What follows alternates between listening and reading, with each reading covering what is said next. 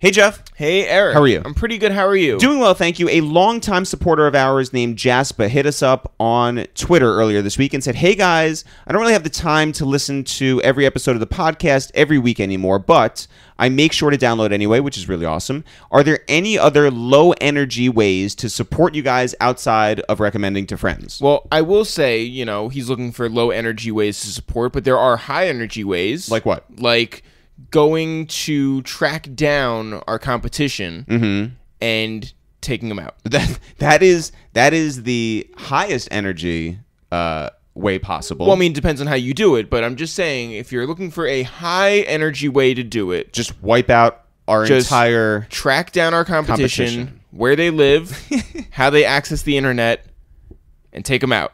But there are other ways to go about helping It's The Real. How would you... Oh, I mean, I guess you could go on Amazon and you can buy our book, which is for pre-order right now. Yeah, it's called Rhyme Book. It is a lined notebook, has a lot of original content by Jeff and myself. It's really dope, and it comes out in September. But go get it now while it's like $13, right? Yeah. There's other ways. You can also stream our music, which is available on all streaming platforms. Which is really awesome. It's an easy way to help out It's The Real. You just press play on there, and you listen to good music, and hey. Yeah, we get paid. Who knew? You can go see us live. We perform at different places. We have a lot of different cities coming up. We'll make announcements about that soon.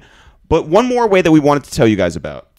What's that, Eric? We have merch. Who knew? We have t-shirts available for sale. If you go to itsthereal.com/shop, you will get t-shirts that are in the same vein as all the things you love about this podcast. And one of the things that we really wanted to make happen, because a lot of people have hit us up about it, a lot of people have asked us for a t-shirt with our AKAs on them. And for people new to the podcast, it's what we shout at the beginning of every episode. We've done it basically throughout our whole career, ever since 2007 in sketches. We did them for our MTV interviews. Yeah, the only person that we didn't do the AKAs and gunshots for was Stevie Wonder, only because we felt like it would be a little disorienting for him to be like, what is this? But what did my handlers put me up for? We now have a t-shirt available at itsthereal.com/shop, which features so many of our great AKAs. Yeah, probably like 40 of them. And we should probably run through them right now so we give the people an idea of what they could be wearing. A taste. Right. Yeah. Yo, what up? It's Eric, a.k.a. Shooting Foul, a.k.a. Two Tex. Yo, what up? It's Jeff, a.k.a. Player of the Year, a.k.a. Uchiwali Zerbiak. Yo, what up? It's Eric, a.k.a. Roundup, a.k.a. The Weed Killer. Yo, what up? It's Jeff, a.k.a. Feed the Block, a.k.a. Tamagotchi. Yo, what up? It's Eric, a.k.a. San Andreas Fault, a.k.a. Moving Crack. Yo, what up? It's Jeff, a.k.a. So Deaf, a.k.a. Helen Keller. Yo, what up? It's Eric, a.k.a. Troublemaker, a.k.a. Milton Bradley. Yo, what up? It's Jeff, a.k.a. Dancing in a Circle, a.k.a. Making It Rain. Yo, what up? It's Eric, a.k.a. Fuck Bitches Get Money, a.k.a. Spuds McKenzie. Yo, what up? It's Jeff, a.k.a. Covered in Paper, a.k.a. Rock. Yo, what up? It's Eric, a.k.a. Money Ain't a Thing, a.k.a. Bitcoin. Yo, what up? It's Jeff, a.k.a. White Boy Wasted, a.k.a. Dockers. Yo, what up? It's Eric, a.k.a. G5, a.k.a. Battleship Sunk. Yo, what up? It's Jeff, a.k.a. Die a Motherfucking Legend, a.k.a. John. Yo, what up? It's Eric, a.k.a. Whippin' Foreigns, a.k.a. Indiana Jones. Oh, wait, I don't think this one's on here, but it should be. Yo, what up? It's Jeff, a.k.a. Motherfucker, a.k.a. Vice President Mike Pence. Yo, what up? It's Eric, a.k.a. Click It or Ticket, a.k.a. Always Strapped. Yo, what up? It's Jeff, a.k.a. Secure the Bag, a.k.a. Turn and Cough. Yo, what up? It's Eric, a.k.a. Cali Weed, a.k.a. Hollywood Bowl. Yo, what up? It's Jeff, a.k.a. Failed Out of Brooklyn, a.k.a. Took the L. Yo, what up? It's Eric, a.k.a. Star David, a.k.a. Don't Cross Me. Yo, what up? It's Jeff, a.k.a. All My Friends Are Dead, a.k.a. Last of the Mohicans. And there's so many more. And the best thing is that they're all on one t-shirt at itsthereal.com/shop. Well, the motherfucker one is not on here, but I might change it and put it in. All right, listen, guys. Go to itsthereal.com/shop. Get a t-shirt. There's lots of different sizes on there. We have other t-shirts on there, too. Grab one of those, which are on sale, our Lakers t-shirt, our Rockefeller t-shirt, and help support It's The Real. Jeff, who's on the podcast today? Wait, I also want to say, yo, what up? It's Jeff, a.k.a. Gimme Little Head, a.k.a. Zika Virus.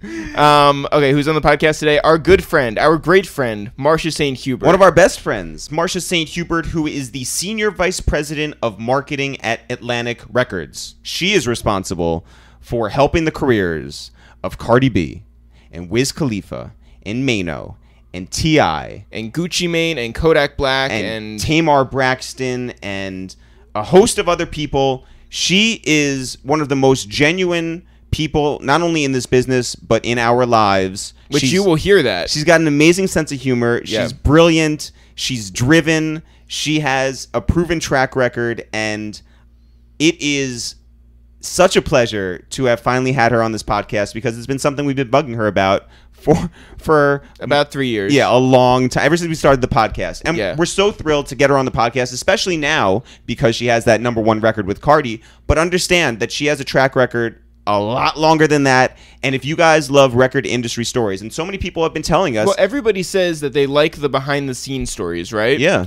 But, you know, we have to mix in some bigger Some names superstars? in there. Yeah. Well, Marsha's both. Yeah. Marsha's both, and you guys are going to get that today. It's a 2-hour podcast of gems on gems on gems. Jeff, when do you want to get into it? Right now. Yo, what up? It's Eric, a.k.a. Bankruptcy Court, a.k.a. Bust a Hammer. Yo, what up? It's Jeff, a.k.a. Snow White, a.k.a. Jiminy Sniffet. Yo, what up? It's Marsha, a.k.a. St. Hubert, a.k.a. the baby's mother, a.k.a. you wish I was your baby's mother, but I'm not. Yeah, this is a waste time with ItsTheReal. Marsha.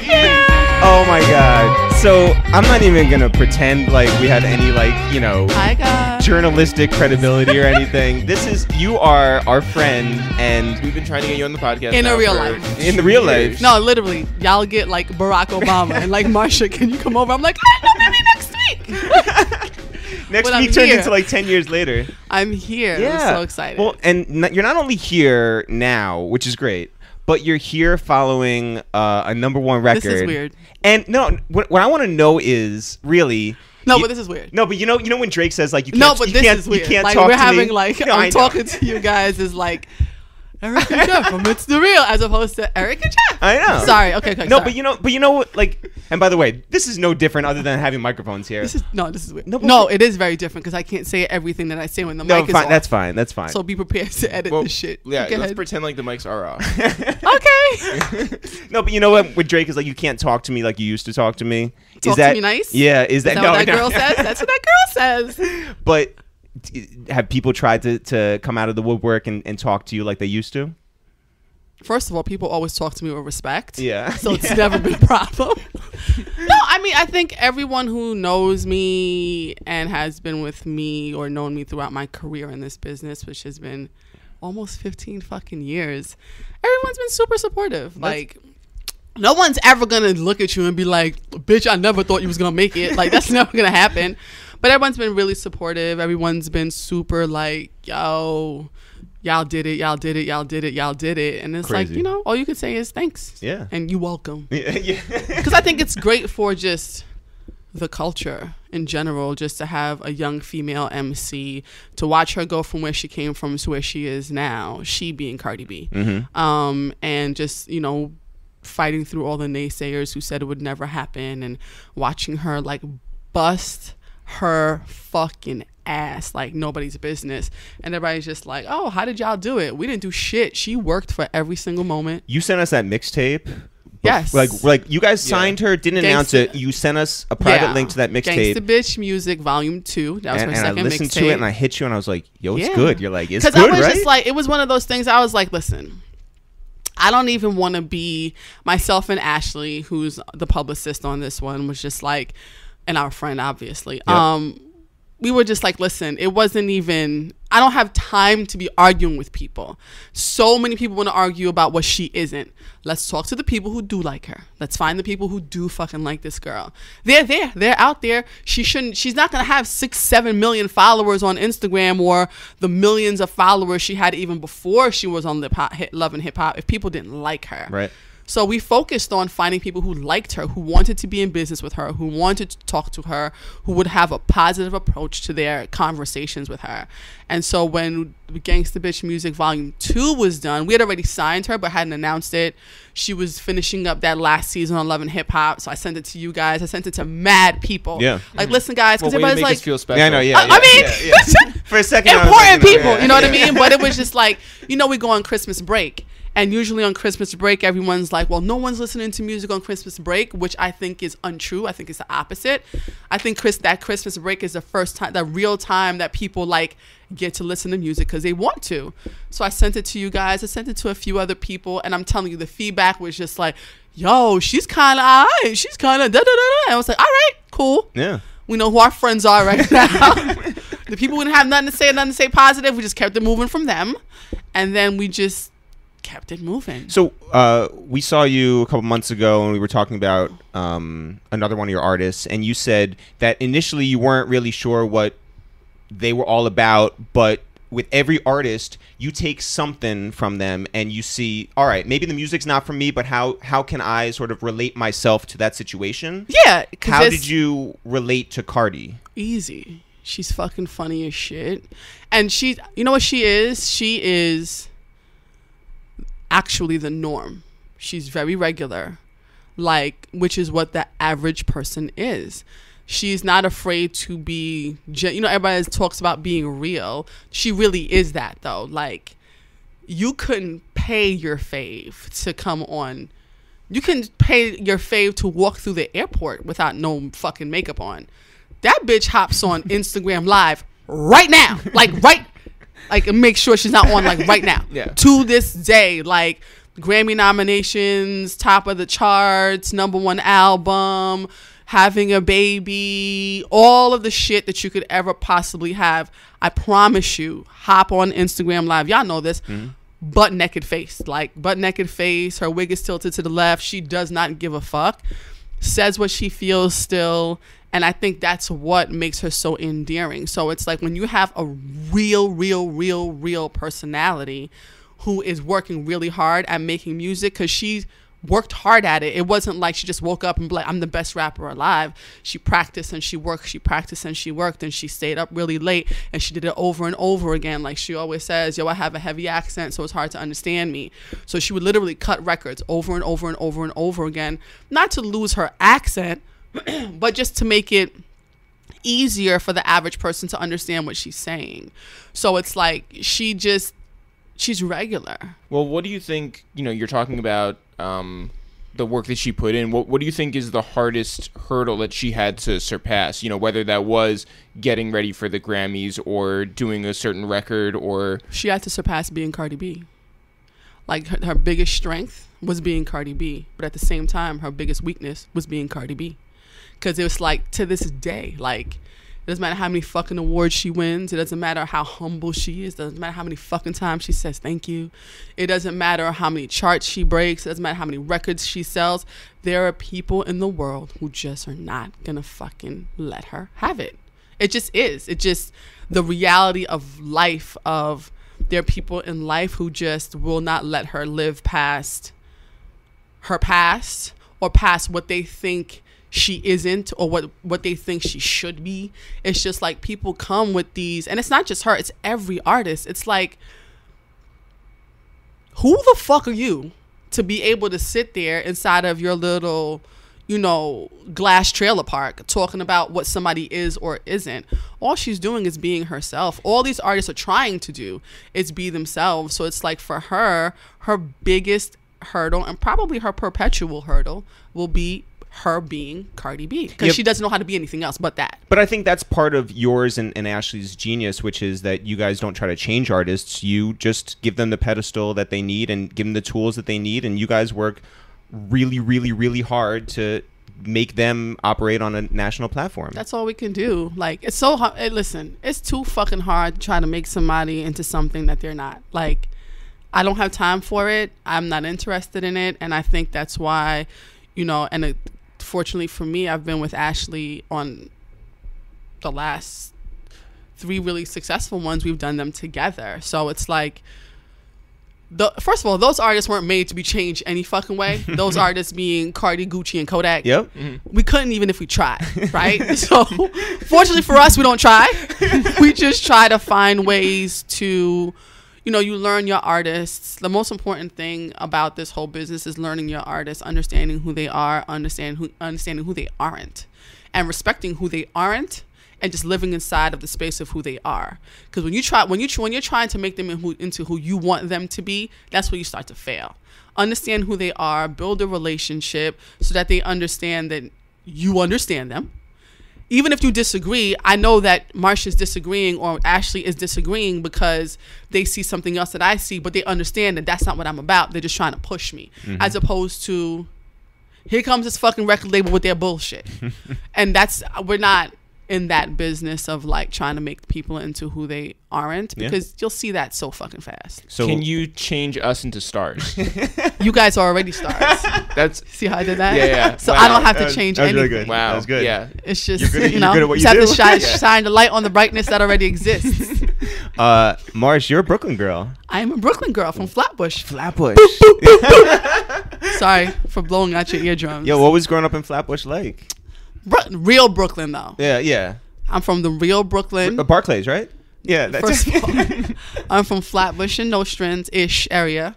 Did you have a Shake Shack growing up, or we had dollar pizzas and remember the Mario ices that came in the little yellow one? We had that. Yeah. We had like corner stores. Ices. We had like real racism where black people stayed in their own neighborhoods and like white people stayed in their own neighborhoods, and everybody was fine with that. Everybody was like, if you went someplace that you didn't like, if you were a black kid and you went to Sheepshead Bay and something happened, people are like, but what the fuck were you doing there anyway? Like, you are out of bounds. Right. Like, you don't belong there.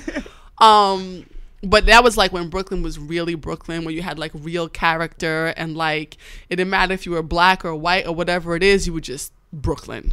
So it was you? It was me, my mom, right? My brother. Mm-hmm. My mom I'm Haitian.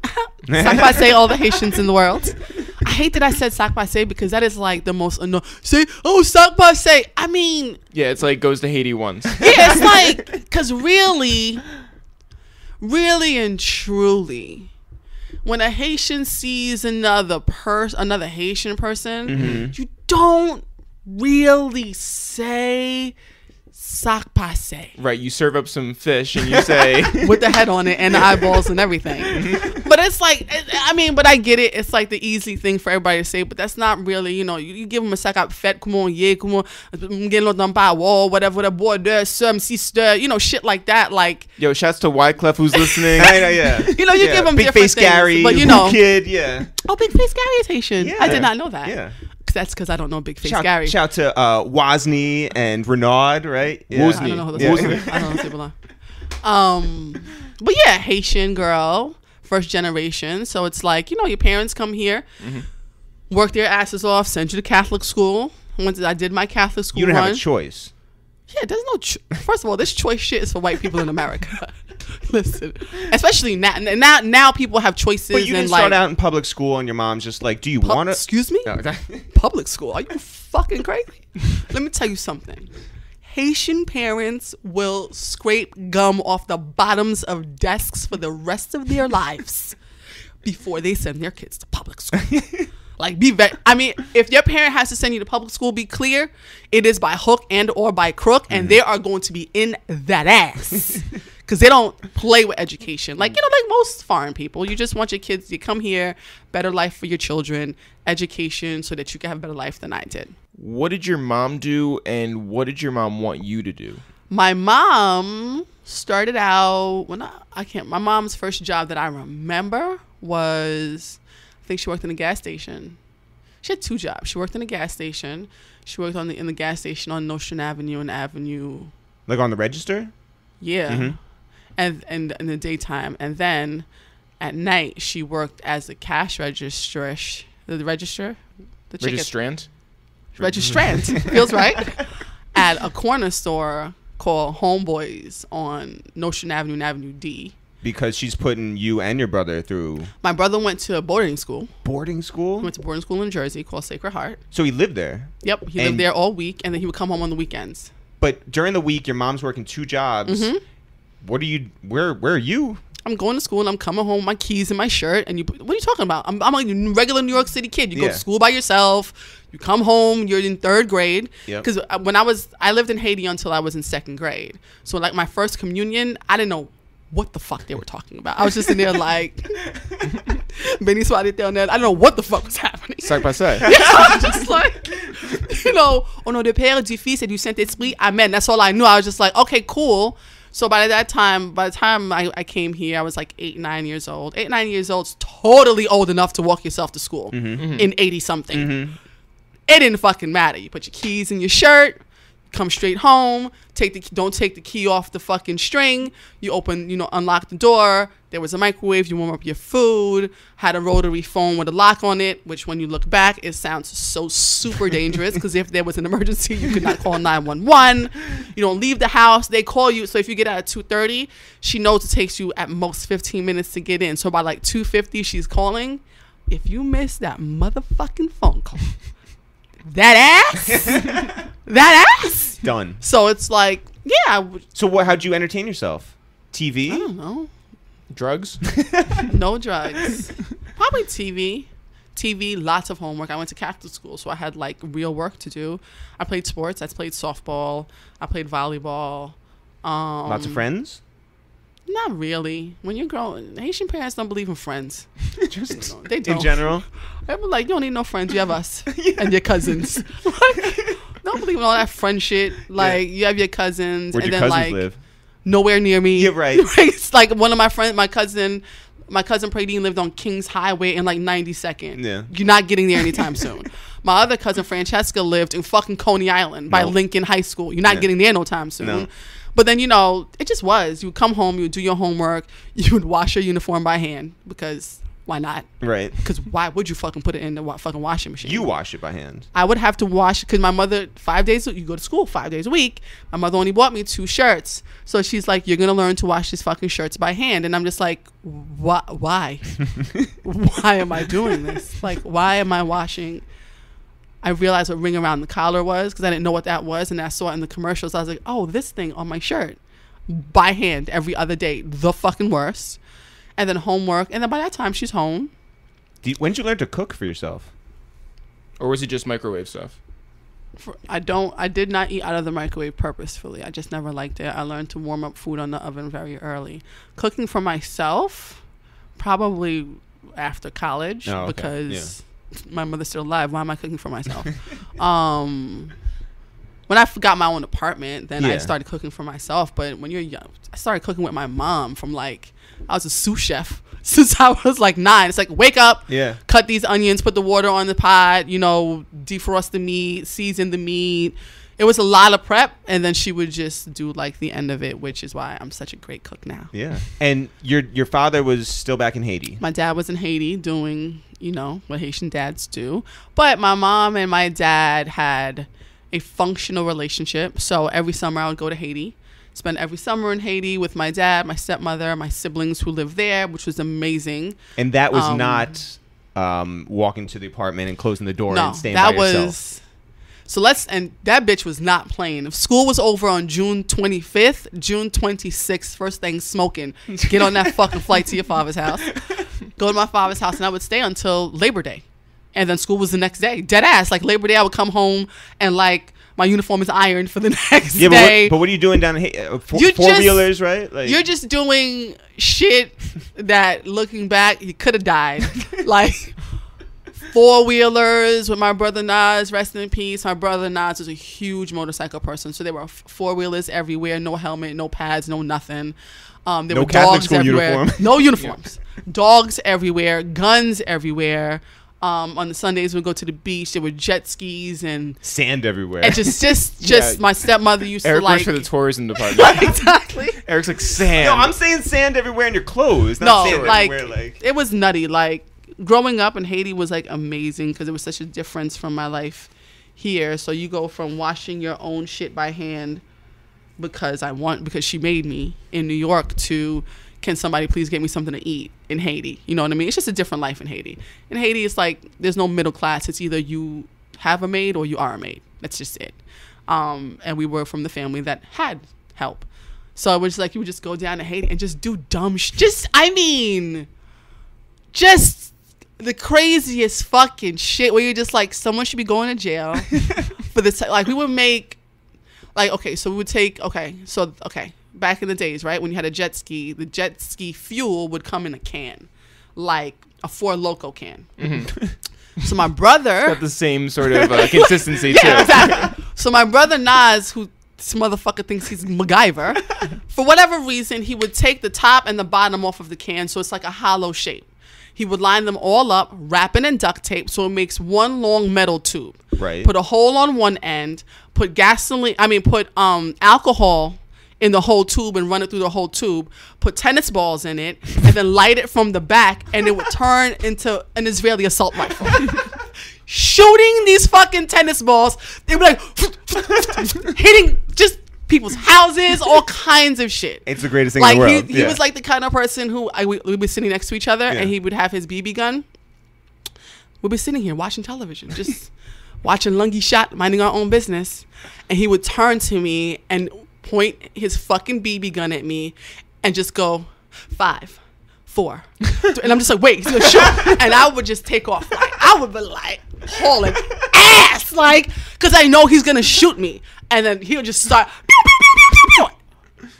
You could have died. Did you switch up? Yeah, you know, you run up the staircase, you duck, you hide behind furniture, just like, what is happening? But that was dangerous game. That was Haiti, and then you would come back to New York. You didn't want to come back to New York at the end of summer, right? I did. I wanted to come back. I hated going down there. Oh, you hated going down there? I hated it. At the time, I hated it. I was just like, oh my God.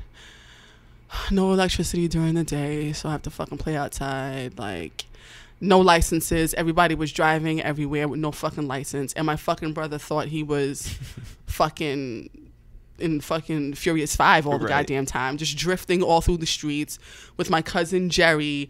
I was just like, we're going to die. I used to sit there, I'm like, made it through this summer. Let's see if we make it through the next one. But at the end of the summer, are you looking forward to coming back to the city? Or are you like... End of the summer, I'm happy to come home. Yeah. But then it's like when you're in it, like you're just like, you make the most of it. Now I look back at it, we had so much fucking fun. Just fun shit. Like now kids just sit there and play on the iPads. We had like real fun. Yeah. So you go off to college. Yes, I went to college. What did you want to go for? I wanted to be Claire Huxtable. I was going to go to college and I was going to be a lawyer, which my mother was fine with. Because at the end of the day, all they want you to do is go to school, get a degree, get a job. Well, but what led you to want to be a lawyer? Were you argumentative? Claire Huxtable. Just dead ass. She had Esquire at the end of her name. No, that she was Claire Huxtable. And she just happened to be a lawyer. And she lived in Brooklyn. She lived in Brooklyn. I loved her family. I loved her life. That was what you were going to do. That was it. And I have something terrible to tell you about Dr. Huxtable. No. Dr. Huxtable is unscathed. Leave him out of this. Leave him out of this. And it's like, she's a lawyer. Like, lawyer, doctor. She's the same shit. You know what I mean? And it's like growing up. I went to school in Brooklyn when Brooklyn was real Brooklyn and Catholic schools. So it's like I went to school with predominantly white kids. Your mom was a teacher or a nurse. Your father was a cop or a firefighter.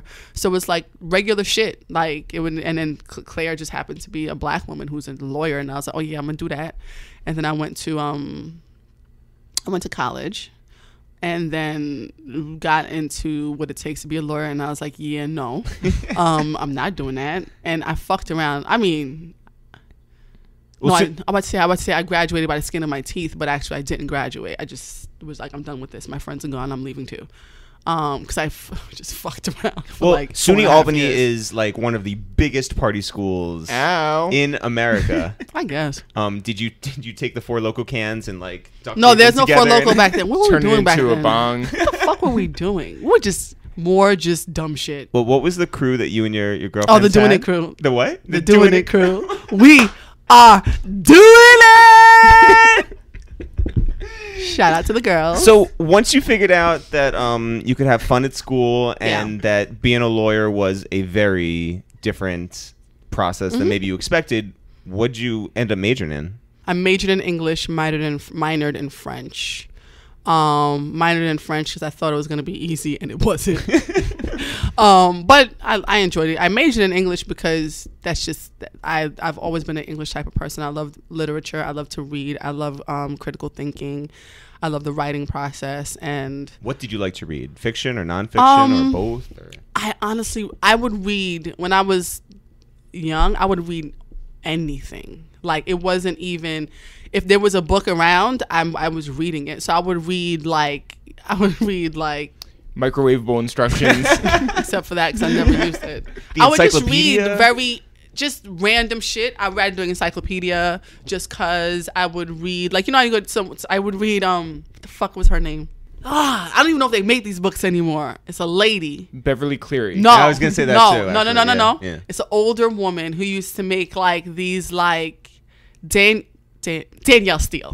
My mother loved the romance novels. I was like in 8th grade. Were you like this is love? Like this is. I just thought it was interesting. I would read shit like that, just random shit, and then came the black writers like moment that happened when I was in high school. Mm-hmm. You were watching A Different World. Different World. I knew I was going to college already from there. Mm-hmm. And then came Coldest Winter Ever. That opened up that whole conversation for all those, black writers. So I went down that rabbit hole into all kinds of shit. I discovered Donald Goins and Iceberg Slim and all of those guys through that. And then I just went on into like... Iceberg Slim is the opposite of the Huxtable. I know, but it was just... And I remember reading it and being like, what is this like real? Like people live like this? Yeah. Like... Because it's like, even though my mom worked 2 jobs, like, I didn't come from the, sugar sandwiches and shit. No, like, lights were always on, food was always in the fridge. Like, we took vacations. Like, it wasn't like a thing. It was just, my mom worked 2 jobs and your mom worked 1. But there was no, like, struggle. We went to fucking Catholic school. How much of a struggle could there have really been? But you go to Albany, and that's well, not actually Catholic school. Like, Catholicism is all about struggle. You know what? It is. Yeah. It is. Did you leave God at home when you went to the University of Albany? Apparently I did, because I barely made it out. But did you intern up there? Nope. I did not intern. I did not work. I don't think I didn't work. What did you want to do? I just wanted to get the fuck out. I wasn't thinking, after I decided I did not want to be a lawyer, I didn't say, okay, now I want to do this. I said, I don't want to do that. It was, let me walk this stage. Let me get this fucking degree so I get this bitch off my ass. Yeah. Which but you didn't do. At the end of the day, still didn't do that. So what'd you do, move home? So senior year comes, all my friends graduate. I stay like 1 more year, and I'm just like, I'm not fucking staying up here without my friends. So I move home. My mother's like, you're a bozo. And I'm like, whatever. Nice to be home. Exactly. Yeah. But I move back home, and then I get a job. Where did I get a job? I got a job somewhere. No. Wait, did I get a job? I did get a job. I got a job at this like independent PR firm with this woman. And she was so fucking... And I was so excited I was going to be working for, like, a black woman. Like, because growing up in Brooklyn at the time, like, everybody I knew was white. All my friends were white. I didn't have any black friends until I got to college. All my friends... Well, that's not true. Only black person you knew was Jesus, right? Yeah. Because Jesus Christ was black. That's right. I had, like, 2 or 3 black friends, but, like, my existence predominantly was a white existence. Like, I'm going to work for this black lady. This is dope. And it wasn't. She was the fucking worst. Well... What did you know about PR? Nothing. What are you talking about? You're asking me things and like... What did you know about an office? Like nothing? I've had jobs. I worked all since I was in high school. Yeah. So I've always had a job per se, and I've always had like a job in someone's office. So I worked before. I worked all through high school. I did not work during college though. So it's like for high school, like I bought my own prom tickets. My prom tickets were $175 at the Plaza Hotel. And my mother was Eric, like, come on. Marsha was out here. My mother was like, what? Yeah, no. I'm getting you a dress, and I got like $500 on your limo. But me, I was like, no, I want an S500. She was like, well, you're gonna get a job. And I was like, cool, no problem. And I didn't want to ask her for shit. Like, first of all, what you're not gonna be doing is running me raggedy for $16 for my hair. Like, my hair back then used to go to 116th Street and get your hair washed and pinned from the Dominicans for $16. The bitch would run me raggedy like, well, did you wash dishes? No, but can I get $16? So you know what, bitch? Fuck you and your dishes. I'm going to get a job because I'm tired of your shit. Yeah. So it was just like, I just always wanted my own independence. So that's why I started working like really early, which she was fine with. As long as I did good in school, she was like, cool, whatever. But going into this PR gig. Yeah, no, I don't know. What are you talking about? It was a job. It was just a job, but it was like, it was wasn't a career. interesting. Yeah. No, it was like, I'm going to get a job. I'm going to go to school at night so I could finish my degree while I'm in New York. And I was going to go to Brooklyn College. And then like she was working with like, she was like, I don't know, she was like a publicist. And like, she did like Art for Life for Russell. She worked with this, one of the first black billionaires, this guy from Canada named Michael Lee Chin, who was I think he's a hedge funder, Jamaican guy, Asian and Jamaican guy. And then that's how I met Damon Dash for the first time. I mean, he didn't know me. I didn't know him. I didn't really even know him, really.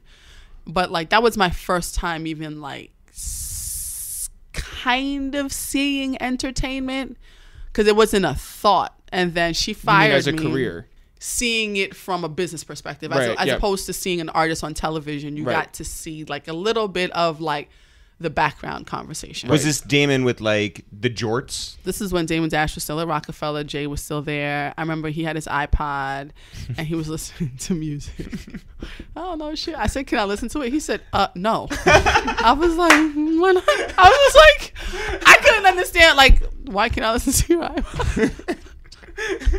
Hindsight being 20, because bitch, like the next Jigga album is on here. No, and I don't know you. Like, I definitely was just like, "Can I listen to it?" And he looked at me like, no.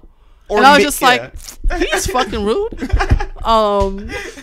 And we flew, like Michael Lee Chin had a private plane and we flew from Teterboro to Toronto. Whoa. To his off to go see his like offices and shit. And he sent his plane and sent us back. And I was on this plane with my then boss, Dame, that kid Ashley, and I'm just sitting here like, what am I doing here? What am I doing here? Weird. So Not listening to his iPod. yeah, not listening to his fucking iPod. And then she fired me. Would you for cause? Not really. I think that she just didn't like. I think she was just threatened by my personality. Because I was good to her guests. Like, if you had a client or you had people, like, whatever, I made sure that she was good. Mm-hmm. And me making sure that she was good was building relationships with her folks so that, like, listen, if you ever need anything, we're here. But hindsight being 2020, I don't think she liked that. And she was like, bitch, little black girl, stay in your place. So, like, she fired me. And she was, like, wild mean about it. Like, looking back, I was like, first of all, you didn't have to be that mean. But I was like, fuck it. And then I was going to the Bahamas with my girlfriends with the Doing It crew. Oh, yeah. One of my girlfriends was getting married. We went, we had fun. And you know what that's called? It's called Doing It International. Doing It International. And then we came back from the Bahamas. We landed at JFK. And everybody's like, all right, I'll call you when you work tomorrow. I was like, oh, yeah, I don't have a job. They were like, what? I was like, yeah, I got fired. They was like, why didn't you say nothing? I was like, because I didn't want to ruin our trip. I go online. I was like, fuck it. I'm going to look for another job during the day. I'm going to take classes at night. I go on monster.com. This is like the middle of September. I go on monster.com and I apply for an internship with Universal Music Group. Why? Why not?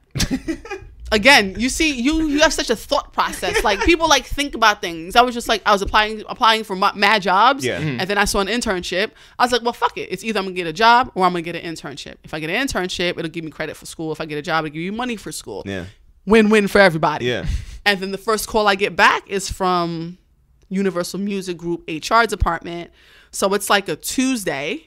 So what's walking into 825 Worldwide Plaza like for the first time? It's so hard to explain. I think that's part of the reason why I am the way that I am in my business is because deep down inside, I don't give a fuck. I really don't give a fuck. Like, in the nicest way, like because a lot of people come into this thing like a thing. It wasn't a thing to me. It was just another interview. Like, she said, can you come in tomorrow?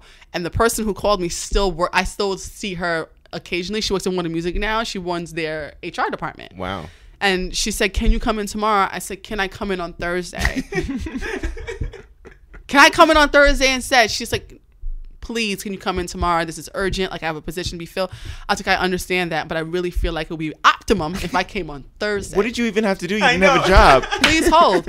She said, there's no way you come tomorrow. I said, I could, but can I be completely honest with you? I just came back from vacation and I just took my braids out. I cannot come to a job interview like this. Oh my God. She said, don't worry about it. Put your hair in a ponytail and come. Oh my God. I was just like, oh my God, I'm going to this fucking job interview with a hat. I literally had on my white Gap hat and I went up there and I interviewed with her and she was just like, oh my God, let me introduce you to the person who runs Def Jam's HR. And I'm like, okay, cool. Introduces me. She's like, okay, you're available every day? Until what time? I was like, I start whenever. I have to be out by 6. Oh my God, when can you start? I was like, as soon as you need me to. After Thursday. I said, as soon as you need me to, I just want to get my hair done. She's like, no problem. So she's like, well, do you know Lyor Cohen? I was like, no. She was just like, he's the chairman. I was like, okay, yeah, no, I don't know him. And she shows me a photo. I was like, oh, I think I've seen him before, like on like Damon's friend. MTV Raps or something. I don't fucking know.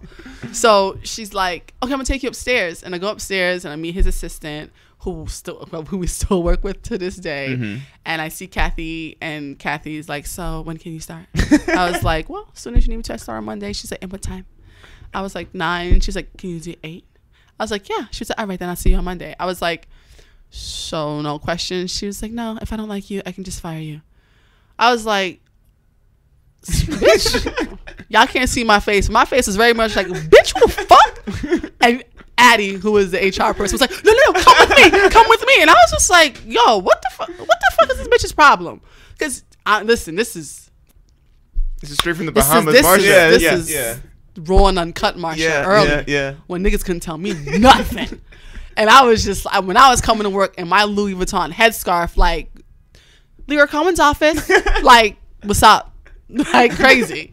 So, started, and then became his intern, and, like, worked with everybody over there, and then... When was the first time you saw his volcanic nature?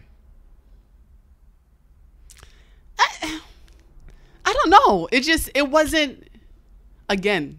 not a moment. Whenever it happened, mm-hmm. It wasn't something that I was just like, oh my God, that just happened. Mm-hmm. It was like, oh, this nigga tripping. Like, this nigga tripping. One thing I do remember is, when you come from real life and you pick up the phone and you say Lyor Cohen's office, you expect someone to say, hi, this is such and such. May I speak to such and such? I don't know nothing, so I'm picking up phones. So I'm like, Lyor Cohen's office, and I hear, it's Jay-Z Lyor. I'm like, hello? It's Jay-Z Lyor. Hello, Lyor Cohen's office. It's Jay-Z Lyor. I'm like, I'm sorry, can you repeat that? He literally was like, am I being punked? And I'm like, no, but I can't understand you. He was like, it's Jay-Z Lyor. And I was like, why the fuck couldn't this nigga just be like, hi, this is Jay-Z. Can I speak to Lyor, please? Who the fuck says it's Jay-Z for Lyor? But then you get used, then now you watch people and like everybody calls and says like, it's Lyor for Julie. Yeah. It's such and such for Kai's. And you're just like, you motherfuckers are so dumb with that. Just say, hi, it's such and such. Is he there? We had a call back from our lawyer the other day, right? So I see his name pop up. It's his work number. So I'm just like, yo. And it's like, hold for Lev, please. Yeah, it's like, what the fuck? Like, come on. You too lazy to dial your own fucking phone? Like, you're doing a lot. Right. You're doing a lot. But I did it. You were in the Doing It crew. Yeah, I was in the Doing It crew. I did it. And I did it, not necessarily with a smile on my face all the time, but I maintained professionalism. Like I tell people all the time, but there were also things I just didn't do. I'm just... Like what? I didn't make coffee. Did you go get coffee? Okay. He had his own espresso machine. Mm-hmm. Inside of the space, inside of like his office space. Yeah. My nigga, it's right here. Right? I'm going to make it for you. But I'll be damned if you think that I came to this country, my mother came to this country, so I could be fucking walking into your office, little black girl with a little thing of espresso, like, here you go. My nigga, that's not happening. It's not happening. Yeah. Like, there were like a couple of times where he was going through like other things, and he was just so like, and I was like, you know what? Today you feel like you're down. Today's your lucky day, motherfucker. Yeah. I'm gonna put it on the side of your desk for you, so when you come in, it's right there. Right. Mm-hmm. But like, I did the same thing when I got to Atlantic with Craig. I was Craig's assistant, and he used to have this fucking salad that he still eats to this day. I'm not fucking walking in this room holding this motherfucking salad. I'm so sorry. I can't do it. When did you first like plant your flag with Def Jam? When did you feel like, yeah, you know what? I'm with this, and I'm part of the team, and I'll rock with them. Or did you? I don't think I ever did, because he was only there for a year before he left. I felt like I planted a flag with him inside of his whole circle thing. Yeah. Mm-hmm. Quickly, because I was there every day. Usually as an intern, you're only there like a couple of hours a day for a couple of days a week. I was there every single day. I literally was there full time. Like, I would start at 8 o'clock. I would leave at 5, which is a full-time job every single day. So I like, the team could depend on me to do certain things and to follow up on certain things because they knew I was going to be here. And I did 2 whole semesters. So it was just like, And the way that he operated at the time, he was a chairman of the company. So like now when you look back at it, the chairman is he flies at like 100,000 feet above the company. So you don't necessarily get to see like the inner workings of the day to day, but you do get to see big picture in a way that unless you have that job, you'll never see it. So I'm always thankful for having worked for him because I got to see that, and having worked for Craig, who I eventually went on to work for as a chairman of Atlantic, being able to see how this business works in a macro conversation, and then being able to like now be in the micro part. Mm-hmm. And then what is the difference between you as an assistant and the assistants that you have now? No, you're not going to set me up in that way. I am currently without an assistant. I think that I was different as an assistant because, or just in general, back then we just came up in a very do what it takes to get it done type of system. While I find that some people now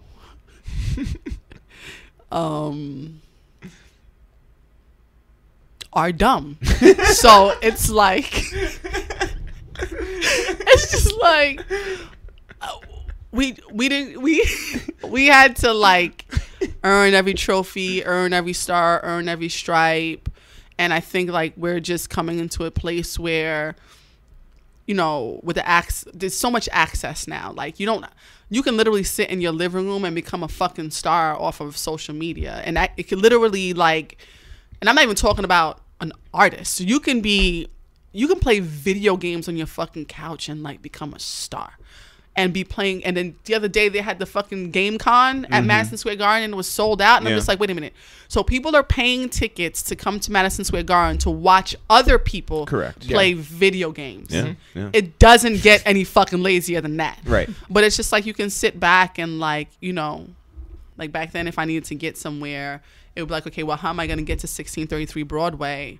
Listen, if you were really dope, you called MTA and they would give you instructions over the phone, or you would wake up early enough to get to the train station, look at the map, figure you had to, when you were on that phone and they said, what's the address, 1633 Broadway, you had to say, what are the cross streets? Right. Because if you don't know the cross streets, you don't know where the fuck you're going. Right. Now it's like if I say to somebody, come to 1633 Broadway, they say, okay. They hang up the phone, they call an Uber, and they're there. They don't even know how the fuck they got there. Did they take the Manhattan Bridge, the Brooklyn Bridge? Did they take a tunnel? How much did it cost them? Right. So for us, we had to like literally think about everything. And I think this generation just isn't accustomed to the critical thinking skills that, you know, had to be developed before. So I think that makes it a little bit more difficult for them to excel in certain types of situations. While there are situations where, you know, when it comes to creativity, like those kids got me beat. I mean, not really, but kind of. Because they're so free. They're so mentally and creatively free to do whatever and don't have to depend on anybody else. Like back in the days, like you had to wait for someone to do something in order for you to be able to do something. Now it's like you don't need to go to school to be a graphic designer. You can fucking learn how to do it, buy an app, put it on your fucking computer. You can get Photoshop on your laptop. Like it doesn't take like this big machine to make you great. You can pick up a camera and become a director if you want to. Yeah. You can pick up a mic and become, you know, an artist. You can start your own podcast. You can draw your own artwork. You can have your own TV show. You can write your own television shows. Like you sit here and you look at the guys from Money and Violence. Like these kids are from Flatbush, right. Flat and the Bush. Right. Like, and you're like, yo, they picked up a camera, they wrote a script, and they write their series, and like. There was no big major NBC, TBS title even before title. And it became like a cult phenomenon because they had their creativity and there was no one to stand in their way of them bringing that forth. What made Lyor, in your eyes back then, an effective leader? He actually led as opposed to like trying to get a lot of opinions. That's nice, but could you do what the fuck I asked you to do? That's cute, no. Right. Like Steve Jobs wasn't like, I'm going to go, you know, test this amongst you guys. I know what you want. You don't know what you want. Well, Steve Jobs is, I don't know that man. Mm-hmm. Well, I don't know that man. I have some bad news to tell you about Steve Jobs. Lyor was a leader, but he also knew when to listen. And the people that he, you know, put in position to lead, he allowed them to lead. And he also listened to them. He paid attention. And it's like, listen, people say a lot of things about him, about what he wasn't and what he did and what they think he behaved. Listen, I don't know about all that shit. I just watched him as a human. He's like a really good person though, like a really kind person. Like he's a great dad and he loves his family, and you know, he does. And he's an example for, like, one of the things I used to love about him was just how much he loved his family and would work hard to make them a priority. Mm-hmm. And that's the thing. He was working 2 jobs. Listen, he did. He was dad and executive. Yeah. Mm-hmm. So it's like, you know, he was like that. Kevin was like that. Julie was like that. Listen, I'm not saying that the shit is hard to do this thing the way that we do it and to raise your family, but they did it to the best of their capability and they made it a part of the conversation. It wasn't like my family was a happenstance. It was like, listen, I gotta go because I promised such and such. I promised my wife. I promised my husband. I promised my daughter. I promised my son that I would do A, B, C, and D. So I gotta go. Mm-hmm. You can call me from the car. And then they'd be like, they arrive to wherever they're supposed to be. And they'd be like, all right, I gotta go. I gotta shut my phone off. Like, they're gonna fucking kill me. Yeah. So it was like watching them actually choose family. Mm-hmm. As opposed to just like, oh, I'll do it when I get to it, was like important as well. You're at Universal, then you're at Warner. Yep. And so when is the first time that you are actually like given responsibility in a way that you are not just an assistant, you are something else? I don't think I was ever given responsibility. I just assumed responsibility. If it needed to be done, I would take care of it. But I stayed with Lyor for like maybe 6 months at corporate, and I was like, yeah, I can't do this corporate shit no more. This motherfucker was coming to work with like shoes on. Like he used to come to work at Def Jam with his New Balances. Now he had them like hard bottom shoes. I was like, who is this man? At 75 Rock. Yeah, I was just like, yeah. And he would like smoke his cigar, and then like people would call and they'd be like, oh hey, oh you know Lyor can't smoke. I'm just like, what are you talking about? Look, can you just let him know? I'm like, no. You're gonna let him know. I'm not fucking telling that man he can't smoke his cigar. What? Who are these people? Yeah. And then there was an opportunity available to work with Craig Kalman, who was the chairman and still is one of the chairmen at Atlantic Records. Julie, who was coming over from Def Jam, had to come over from Def Jam, was like, you should take it because then you can learn the label system. And I took it, and I was Craig's assistant for maybe 2 years. Mm-hmm. And in that position, which is how we first met. It is. Yes, yeah. it is. Now we remember that because I did not remember that. You have the email to prove it. Yeah. And I started out as Craig's assistant, and it was an interesting time because the companies were merging. Atlantic and Electro were merging. Def Jam was coming in. It was just like a hodgepodge of like different people. Craig had just become chairman. It was just a lot of shit. Yeah. Jason Flom was there. Craig was there. Julie was there. It was just so much shit. And then I think that at the time, I became a valuable part of the conversation because, you know, I was from the Def Jam system, but I was coming in to work for the chairman of Atlantic. I did my best to support him, but at the same time, I just wanted to create the space, like the same kind of space that we had at Def Jam, which is like all ideas are okay. You can talk to him. Like you don't have to send him 12 fucking emails. Call me and ask me. I may possibly have the answer for you. And I think that was really integral in transition for everybody, just knowing that, listen, come ask him, like sit right here. He's gonna come out of his office. When he comes out of his office, he's like, are you sure? Yes, just sit right here. And I think that was what made it, that was the responsibility that I assumed. It wasn't asked of me to do that, but I think that was what I assumed, and that allowed me to meet everyone. At that time, I knew every single person in that fucking company. G. Roberson. Everybody. Hip hop actually came to work. Yeah. Like it was our A&R department back then was when I first started. G. Nelson. Now when I first started. Okay. Al Branch. No. Oh. Al was just leaving marketing, so it was G, hip hop, Mike Karen. In New York. Mike Karen was in LA. Okay, gotcha. Let's not talk about when I first started. When it was the A&R department, Mm-hmm. It was G, Gene, hip hop, Sycamore, Daryl Jones, Walter Randolph, Brian Berger. I'm missing somebody. Mike Karen. I was an assistant. Aaron Bashuk was Mike Karen's assistant. I feel like I'm missing another A&R person. Did I say Daryl? Mm-hmm. Maybe that's it. And who were some of the acts back then? Back then was like when I came in, Twisted was popping. We had Fab and then lost him. Fat Fat Joe Joe was king. Fat Joe was king. That That was Oh. when he was on his Miami shit. Yeah. He was king. Yep. Lil Kim. Oh, Kim was. Yeah. Kim is to this day. Craig will kill anybody over Lil Kim. Yeah. T.I. Tip was coming. He was trap music Tip, and he was on house arrest. He wasn't Lupe? there yet. Lupe Fiasco was on his way. I remember Craig signing him when I was his assistant. But like, who Trick Daddy, Trina. That was like, those were the anchors of Atlantic at the time. Like, and then there was like Yolanda Adams, Gerald Levert, LSG. Like, those were like the ones that were keeping the lights on. And then we came in, and then it goes into this transition. And with that transition came the T.I.s, the Lupes, Young Dro. B.O.B. B.O.B. Young Joe had it cracking. Maino. Maino, my first one. Yeah. There were others, I just can't think. Flo Rida. Flo Rida had this shit on. Play with that man if you want to, but that motherfucker had this shit on. Smash. Ted Lucas had a deal, right? Ted Lucas had a slip and slide deal. Plies came, smashed it. Oh, yeah. Trey Songz came, smashed it. I'm talking about like shit, black music. Like, Bad Boy. Oh, Bad Boy came. Whew. So you had all these people running around the building. Yeah. But only one of them staged a protest in front of the building. I wasn't there for that. I just saw it on No, really, wasn't it was his fans who did it? I just saw it on the internet, just like y'all. I don't know what, I was like, why is Lyor outside with the radio? I didn't know what the fuck was happening.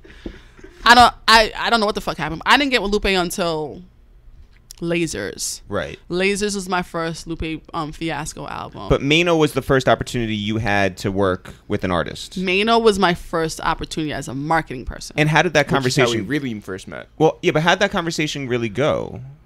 Well, what happened was after I was done being Craig's assistant, because I worked so well with the marketing, with the A&R department, I created a position for myself that actually exists in other places. It just didn't exist in Atlantic, which I called an A&R operations position, which basically gets to tell the A&Rs what to do, because they do what the fuck they want. Like, guys, you just can't just be just out here just forever, never calling back, never checking in. Yeah. Like, missing your deadlines. Like, oh, my album was due yesterday. Yes, it was. Yes, it was. By the way, Jim Jones was the director of A&R for... That was One of Music. That was not Atlantic. But Jim was really nice to me when he was there. So after A&R operations, I went into the marketing department as a product manager. And at that time, the marketing department was myself, Latrice Burnett, who's now at Epic, Deani, who's still at Atlantic. There was a woman named Veronica Alvarici there. Joy was still there. James Lopez, who's now at Hollywood? Hollywood. Yeah. President of Woolpacker Enterprises. But James Lopez used to be the head of marketing there, and he went over to now be running Woolpacker's business.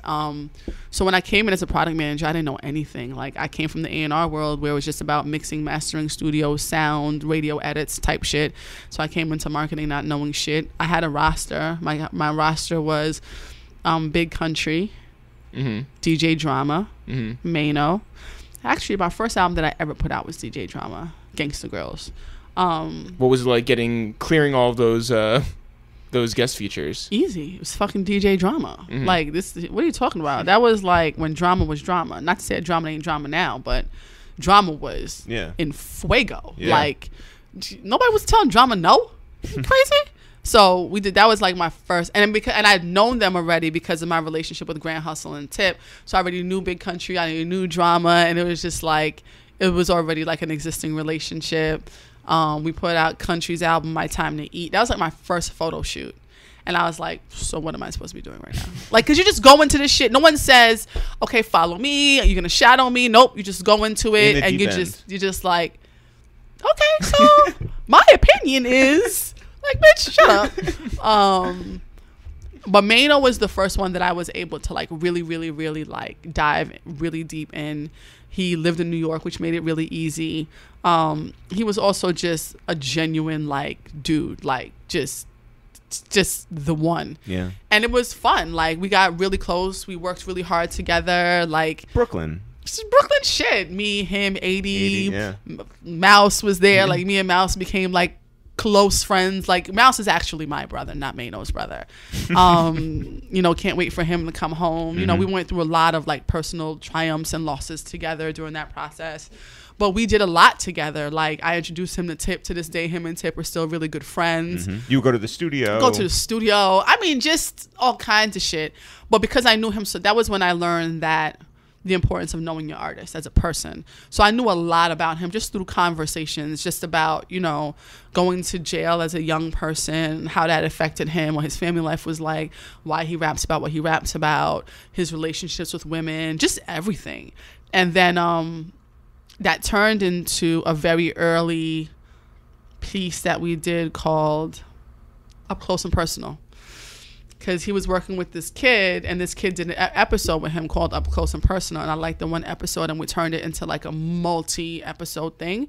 And that was before the internet was even looking at rap. Like back then, the only rapper who was on the internet was Lupe. So that was a completely different audience. So like we did like 8 different episodes on Up Close and Personal. We did like, him talking about going to jail, him talking about what life was like before he went to jail, him talking about, I remember Mouse was on, we were talking to Mouse, and we asked Mouse, like, how did he find out his brother was going to jail? And he was like, he picked up the phone and, he called his house, and a man picked up the phone, and he was like, who the fuck is this? And he was just like, and it was the feds picking up the phone at his house, and he was like, it's your father, cocksucker, and he hung up the phone. And I was like, what do you mean the feds said it's your father, cocksucker? Like, it was crazy. Like, we talked about, how he got his face slashed, and then we talked about, then him and T.I. were really good friends. Tip was either on his way to jail the first time or the second time. I think it was on his way to jail the first time. So we had him talk about recidivism and just how, how hard it is to make it out of the system. I mean, looking back at it, it was amazing. Yeah. If I do say so myself. Yeah. Early, before content was content, then we made like this long form movie called If Tomorrow Comes, with the music from the album. And we just shot it. I think we might have spent $25,000 on that whole thing. On the whole fucking thing. On the whole thing. But that was the first time, because no one was watching over me, in a sense of, you couldn't tell me when I made my mistakes. I just learned my mistakes. It wasn't like, oh, don't do this or you should do this. I was able to do what I wanted with that project. And that was the first time I realized how creative I could be, and how much I could do if I really invested the time to like learn. What single mattered more, High Hater or All the Above? To whom? To you. High Hater. Why? Because it's fucking High Hater. It's High Hater. Like, you have a street dude from Brooklyn. Like, I mean, that's when street dudes were still street dudes. They don't make them like that no more. Like, and he's running around just like all over the place, slapping Hand people. Hand of God everywhere. Like, he is damn near a terrorist. And then he comes with his first record, and then this happy-go-lucky, like, you see me, hustle hard, sack paper, like, Georgie made up a dance. Like, we had so much fun. And it was like, I had known him already for over a year because he was friends with Gene. So I had known him. He'd come to the office, chill with her. I was like, whatever, this nigga want to be a rapper. Everybody want to be a rapper. Who cares? It's like, I used to do the same thing to fucking French. French used to come with his DVDs like, oh yeah, he wants to be a rapper. Who cares? Fine.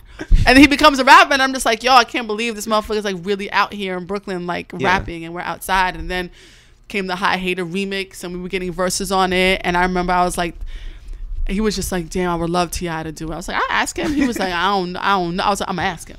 And Tip came. Well, what mattered more to the building? T.I. Like, it's bigger than one record versus the other record. It was just, Maino was a new artist doing certain things, and it was like, High Hater had its success, but all the above success was different. It was like critical success, like that has a plaque associated with it. Arguably the last huge record that T-Pain did, because then after that he just went away, like feature wise anyway. So I don't think it was about one record or the other. It's just that as artist for artist, like Tip was it at the time. It was like, we got to get this one going. You got to crack it out. So that's what that was at the time. So it was different. And then you worked the TI project. Yes, I worked. So when I first started working with Tip was from the A&R side. That's when Grand Hustle was Grand Hustle. Like Hannah that's Kang. when Hannah Kang. I remember when I thought Hannah Kang was black.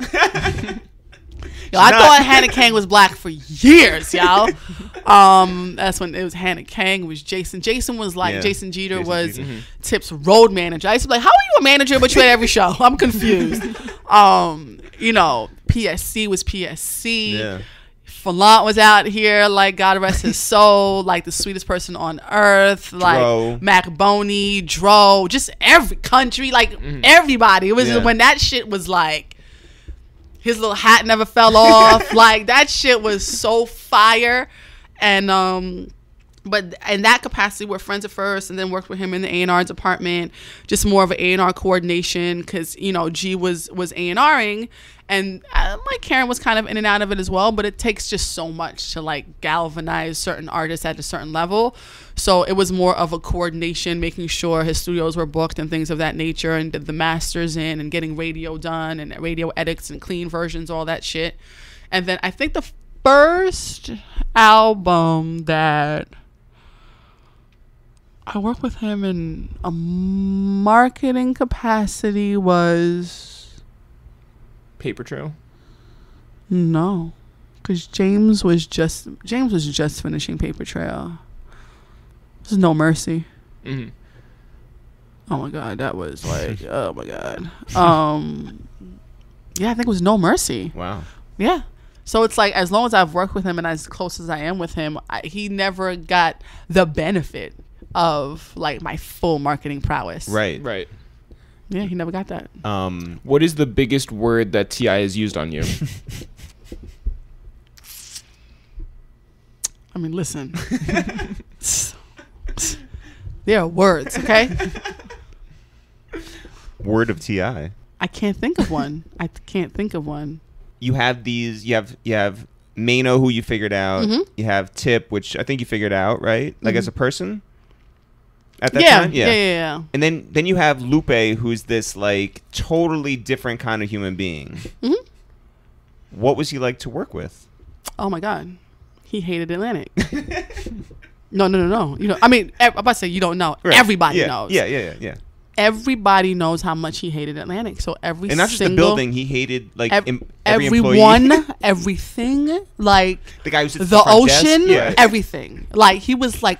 He would Ocean. scream from the rafters, like, and I was like, "Fuck!" To what end? You Yeah, just wanted to because get off the label? he's I don't fucking know, man. I He don't. was still making hits, like pop smashes. hits. Yeah. And He did the was the Cool was the second album? the Cool was huge. Right, he was on tour with Kanye. Listen, he was fucking huge. Like,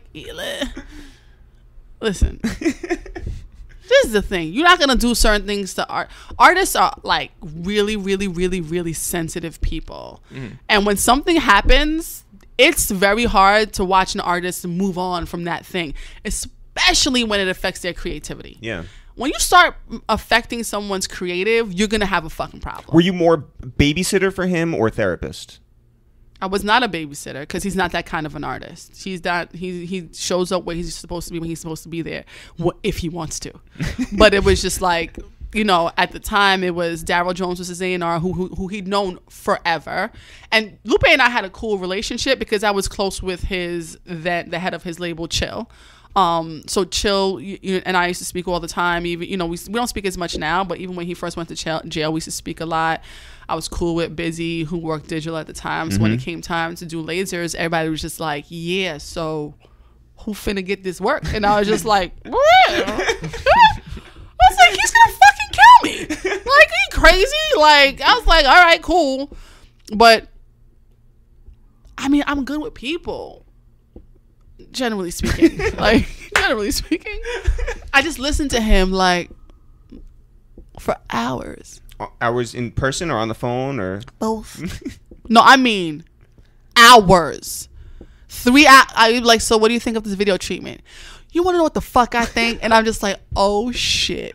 I guess not. And then because he just had to get certain things off his chest, and it's like, you gotta respect people in their shit. Yeah. It's like, listen, I don't necessarily get it because I don't think it's that big of a deal. I think we could have moved on past this by now, but you feel differently. I respect that, so I'm gonna listen. And then after he finishes, so I'm like, so we like it, we want to tweak it.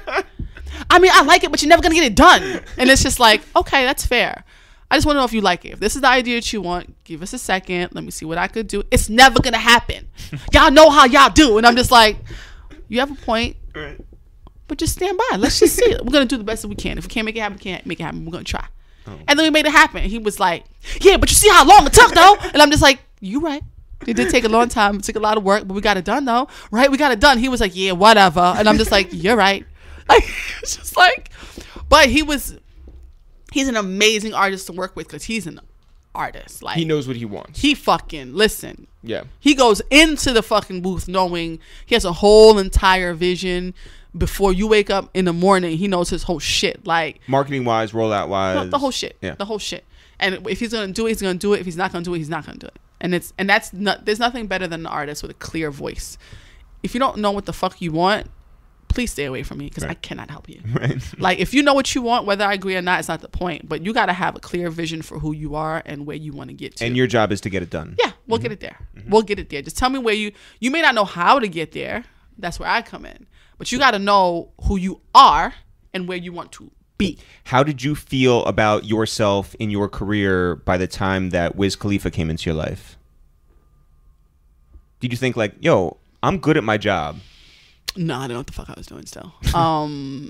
Wiz was my first big one. Yeah. And that was a hard one. Well, so that was a hard one. He comes in, and he talked about it on the podcast. He comes in already like he's like, oh, I know Warner Music Group. Yeah, got off of Warner Music Group. Now I'm back.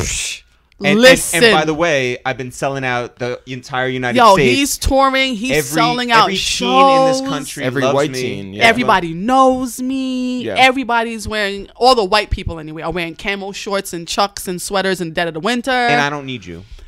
Why the fuck am I here? That was his whole fucking attitude. So meanwhile, he's walking down the hall. I'm like, who the fuck is this nigga with these tight ass pants and all these fucking tattoos? Who the fuck is he?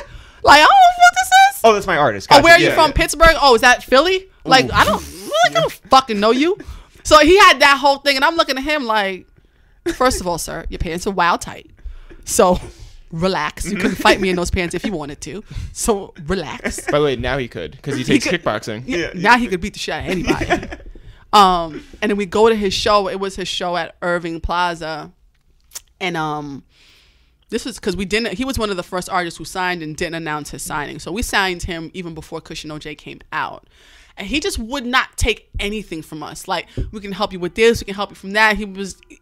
It wasn't even a no. It was just, he would just like ignore your presence. And you're just like, yo, what the fuck is wrong with this dude, yo? And we go to Irving Plaza and the shit is sold out and it's all white kids. Like, he's performing and they're like tongue kissing and rapping at the same time. I go up to his dressing room. He's like, blank stare. It's him. Will was there. Chevy was there. Like, cause he kept the same team pretty much. Like, his team, that's one of the most loyal people in the world. Like, his team is pretty much the same. And I was like, this motherfucker, cool. He has a photo shoot for a cover of Honey magazine. Went to the shoot. Criquitos, crickets. I'm just like, yo, I'm not gonna be just fucking sweating some dude like this. Like, yo, you don't gotta be this rude. But I'm just like, I'm gonna do the best that I can. And then he makes a Black and Yellow record. He's about to go on tour. We gotta get this video done. He has his own video director. I'm like, cool, no problem. You want to use your own director? Yeah, because I'm gonna use my director. And I'm just like, oh, no problem. So we go to Pittsburgh to shoot this video. Yo, on day one, Wiz would not allow us in his house. They were shooting in the house. Like, if you look at that video, there's a bunch of scenes like he's in the room or whatever. Yeah. He would not let us in the house. So it's me, go stand by the curb, Emmanuel, yeah, Kareem, who are sitting on the stoop like three bozos. Like, what the fuck is happening? Why are we here? Then finally he comes out his house, walks past us to his fucking Challenger. Yep. And I'm like, this motherfucker. Like, and Manny's like, no, we're gonna get through it. We're gonna get through the door. We're gonna figure it out. I'm just like, yo, fuck this nigga. Why am I in Pittsburgh? Like, what is happening? Then there's a second day shoot. And then we get into an argument, like, about this performance in front of the stacks. And, y'all, I was just like, oh, my God. Oh, why have y'all forsaken me? Like, it was hard. Because he just was, and I can't even front on him because he was in his space at the time was so big. He could, like, literally control kids off a tweet. Like, he could say do this and they're going to do it. He could say not do that and they're not going to do it. So he's like, why the fuck do I have to talk to you motherfuckers? I don't care. So, and he had his own team. Like, he was fully operational. Like, they were selling their own merch. They were booking their own tours. They were traveling in their own hotels. They were shooting their own content. They were editing it. They were putting it out. Like, they were doing everything. Well, what did you think you could add to the equation? I don't know, because I couldn't get past his fucking attitude. And I was just like, yo, like, dude, like, let's make it bigger. You know what I mean? Like, to me, it was just about how do we make it bigger? Right. How do we cross? Because to me, I always felt like he was a rapper, but only white kids knew him. Nobody black at the time, kind of. I didn't think the black kids knew Wiz. Mm-hmm. So it was just like, I was like, I'm the urban girl. I'm the quote unquote hip hop girl. I'm like, there's definitely a space for this kid. He's so musical. He's so creative. He's so innovative. He's so new. Let's just do new shit. And just, I don't know how we turn the corner. I don't know. I don't know. Like, personally, you and him, yeah. Even in business. Mm-hmm. I don't know. Well, all I know is by the time them plaques came in and I did his plaque presentation, we were in a great space. For rolling papers. I think by the time Rolling Papers came, we were good. Yeah. Like, that was like a year later. By the time Rolling Papers came as an album, we were in a great place. We were shooting great content. But that initial process, that's probably the hardest, like, introduction to an artist I've ever had in my career. What was the most important thing in terms of Black and Yellow's success? His work. Because we dropped Black and Yellow in like late August or September. He was going on the green carpet tour in like probably the beginning of October. 55 cities, which is a lot. That's a lot of cities. Average tour is like 25, 30. He was in 55 cities, no record on the radio. And he brought that record to life on tour. So it's just like, even though it wasn't playing on the radio, when you would go to that show, like, you would have thought that record has been out forever. And he literally turned everybody over on that record. So it was, all we had to do was get the people there, like, really it's about getting programmers there. Get the programmers and the radio people there who at the time did not know him because they're older, but all of their kids knew him. So it was just like, you would go to a programmer in Cincinnati and be like, yo, you want to go to the Wiz Khalifa show? And some of them said yes, some of them said no, but all their kids said yes. So they would go to these concerts and you would see these fucking shows where you're just like, first of all, who is this kid? How is he selling out all these rooms? I've never heard of him. I've never played any of his songs. How do my kids know all the words? And the kids are screaming at the top of their lungs, word for word, every fucking record. It was crazy. So I think that the way that he's able to bring his records to life, because his live performance game, probably the best performing rapper out to date. Yeah. To date. Y'all can't beat him. So you have all these successful albums and relationships under your belt. I have Wiz. At that time? Yeah. Yeah. The Maino thing wasn't a success? Not to the building. And it was a personal success for me. And Lasers wasn't a success? Oh yeah, that was huge. Sorry. Yeah. Sorry. Yeah. So Lasers was big. But by the time Wiz, But really, I don't take Lasers because Lupe had been building already. I just came into something that was great but fractured. Mm-hmm. And just, stitched it up long enough to make it, really big. Yeah. And really big. Like, Lupe and I got to the point, same as Wiz, that when he understood that I wasn't trying to just make him do shit, we were able to do, like, cool, dope shit. You know what I mean? Like, his merch game was crazy. We premiered the video for Show Goes On 14th Street outside before Kanye did it. Mm-hmm. We did a lot of cool shit together. When we did a whole shit. I don't even remember what it was, but I remember that the package that we did with Apple and the way that we sold it, they were like, yeah, no, we're never doing this again. But it was amazing because we were the first ones to do it. So was it did an iPod? It was not an iPod. So yeah, Laser, but I feel like Lasers was kind of one of those. I mean, Lupe was one of those artists that was already big. Yeah. Wiz I took from zero, well, relatively zero, right, to But all those artists, now you've become like a full Atlantic employee. Yeah. Like you if they had a jacket, you would wear that jacket all the time. Sure. At that time. Sure. And you were Taylor Gang or Die. And I was definitely TGOD. yeah. And so, are you sure that you are going to stay at Atlantic for a long, long time at that point? See, again, these long-term thoughts. I don't have long-term thoughts. That's why I go into I go into a lot of things like, I'm gonna do it until I don't do it anymore. And back then I wasn't thinking about I'm gonna stay forever, but I also wasn't thinking about I'm never leaving. You know what I mean? I was just in it. And when the opportunity came for me to no longer be in it, I took it. Well, that wasn't a tough decision? No. Why not? Because it was an opportunity. When it came to me from a friend. It came to me from Jason Jeter, who is a good friend of mine to this day. And I met, at the time, L.A. Reid was running Epic. I met with him. It was cool. Came back to my label. Had conversations internally. And, they were like, listen, whatever you want to do, we support you. And, just have some conversations so you can make a decision based on fact. And, when Julie asked me, so what did you decide? I was like, well, I've decided I'm going to go. She was like, why? I was like, because I had a few conversations and everybody could give me reasons not to go, but nobody can give me one reason to stay. And she was just like, I respect that. And I left.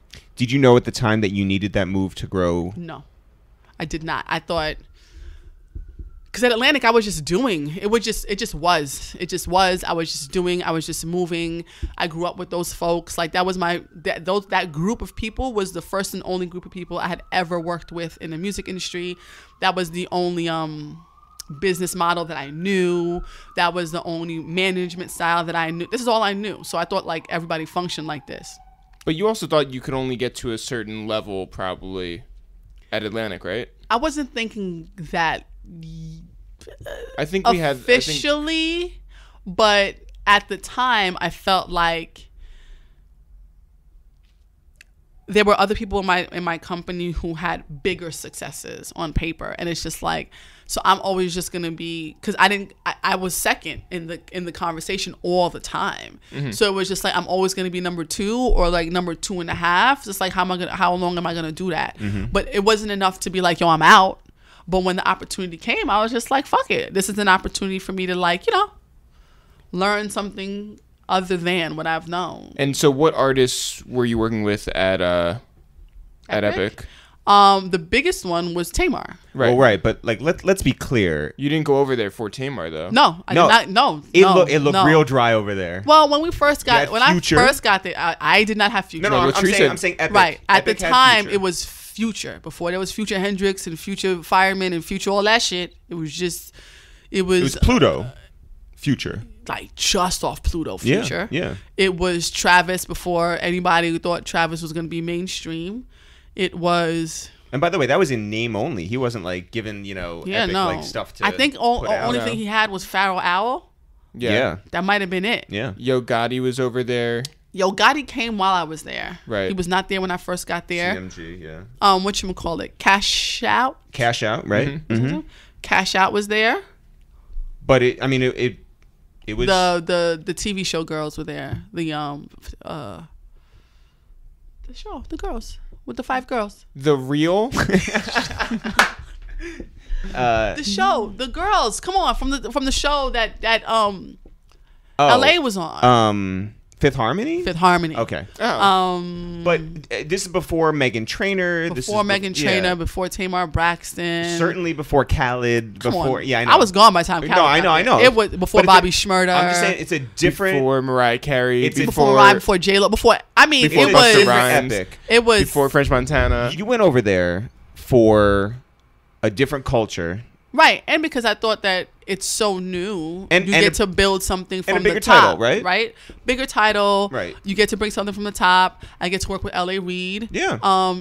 He's a black man. I've never worked for somebody black in this, like, directly, like, head of a company. Right. There's only, like, half of one, and he was one of them. And Sylvia Rome was there. She had her own label at the time, but it was still part of that system. So I was like, yeah, I'm going to go work with black people. What you talking about? I'm out of here.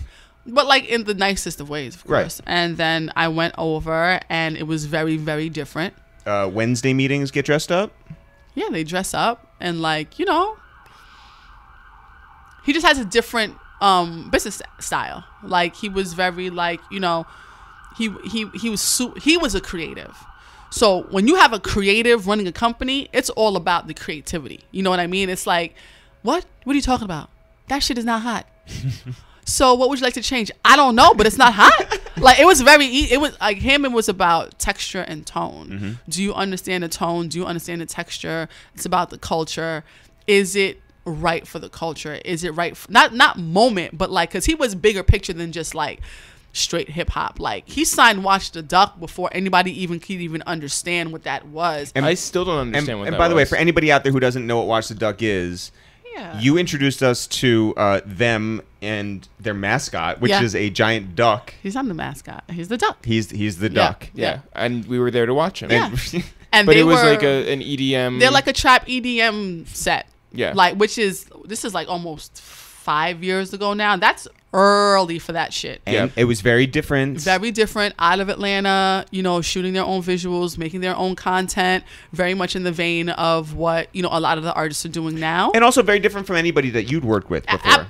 Listen, hip hop wasn't even ready for that shit. Right. PSC didn't have a mascot. Right. They're still like the culture's still learning Watch the Duck, but they have like some of the best relationships. I introduced them to Tip. They still have a great relationship with him. They fuck with Pharrell now. So happy to see them growing and building their brand because they can really be something special. LA saw that shit off of one song and one fucking video. And I was just like, okay. Do they still have the duck? The duck. Oh. Well, you know what? I haven't seen the duck recently. I'm gonna find out though. I'm gonna do a little watch that duck. Watch that duck. We signed. So it was Watch the Duck. He signed this kid named Kess, who we ended up changing his name to Kessington Cross, who was fucking. That motherfucker was so fire. Like that was one of the ones I was like, damn. There's 2 artists in my career that I'm like, I wish I could have made that happen. Kess when I was at Epic, and this girl from Brooklyn named Demi. Damn it, yo, Demi would have been so fire. But I wasn't working in marketing at the time. I was working A&R, and it wasn't that hard. It actually would have been super easy, but they just couldn't get it. So what was it like working with Tamar Braxton? It was great. That was my first time working with a woman of that magnitude. Yeah. No, it's the first time working with a woman, period. Did you have any preconceptions? No, not necessarily. I watched her show. I thought that she was funny. They came in and on the real, on the Tamar, the Braxtons. See, you almost got me. Yeah. I thought she was funny. I thought she had personality. I didn't know anything about her music though. I know she had the song "Love and War." I didn't know she was in a group before this shit. I didn't know she had an album before that. I know none of that shit. Did you know anything about Tony? A little bit, just a little bit. So when she came, she was whole pregnant. She was a whole pregnant, and I was just like, okay. Her husband was her manager. Like they came in like ready to go. Terrell's doing glam. I'm just like, woo, okay.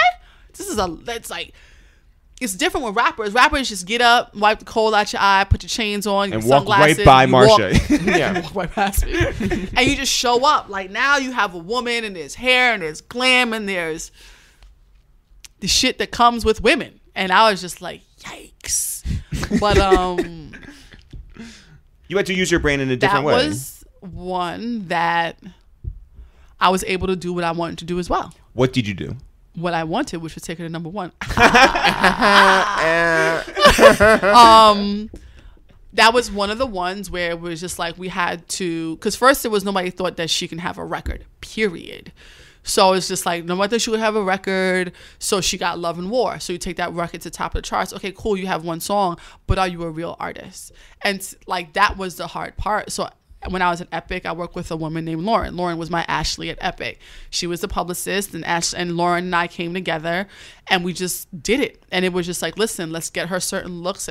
Let's put her in certain places. Another one who worked her fucking ass off. I mean, she worked before she had her baby. She bounced right back after she had the baby, sang her face off, opened every envelope, kissed every baby. Her team busted their asses. You know, Lauren and I got busy, and we were able to really like make a mark with her. And like for me, I prefer to be left alone. When I'm left alone to do what I want to do, I can bump my head, I can make mistakes, I can have my W's and I can have my L's, but at the end of the day, it allows me to get to the pinnacle of, oh, we should be paying attention. So that way, like, I don't have like outside shit fucking up my gut. Because this is really all gut shit. It's not like there's a textbook that says this will work or that will work.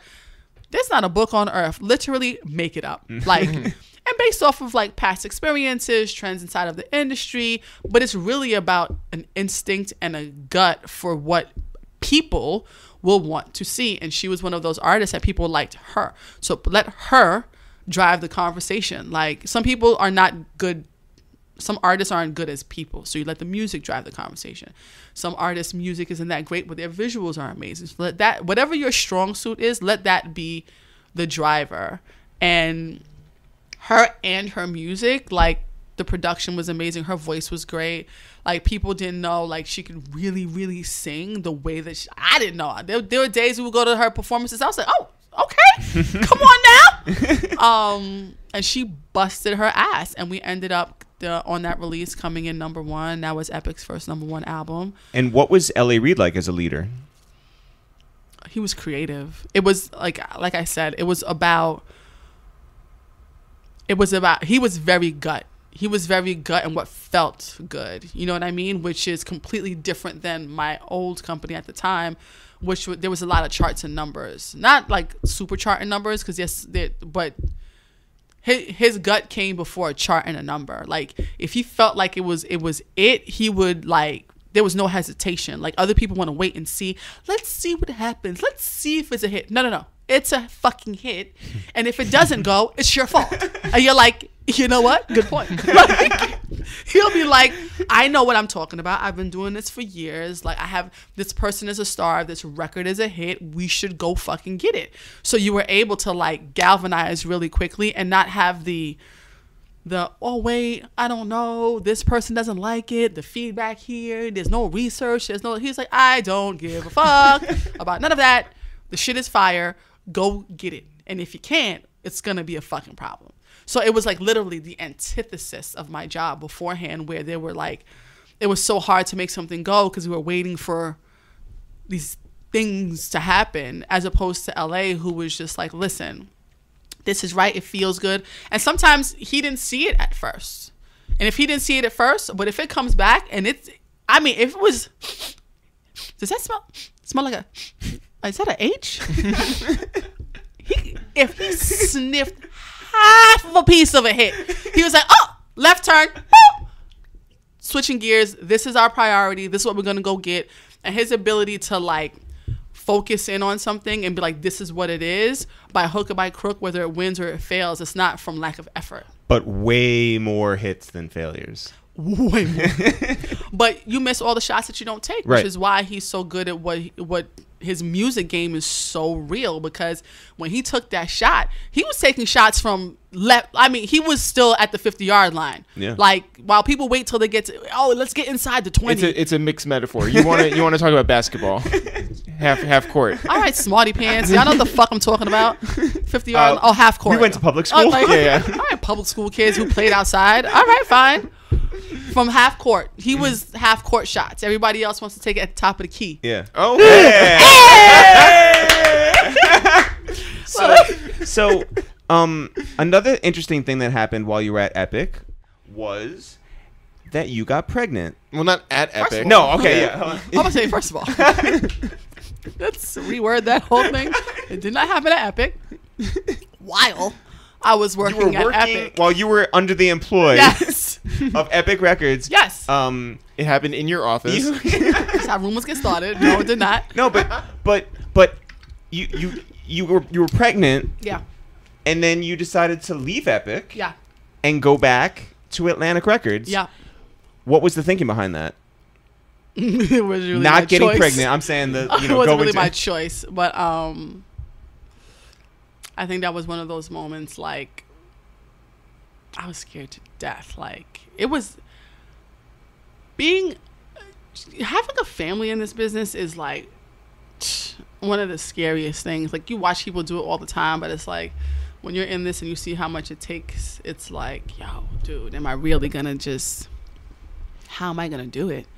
So when that time came and that transition happened, I went back to Atlantic, and it was just like, granted, I was going back to a place that I grew up. You know what I mean? A culture that you knew. Right. A culture that I knew, a place that I grew up, a culture that I know for a fact loves and embraces and encourages families.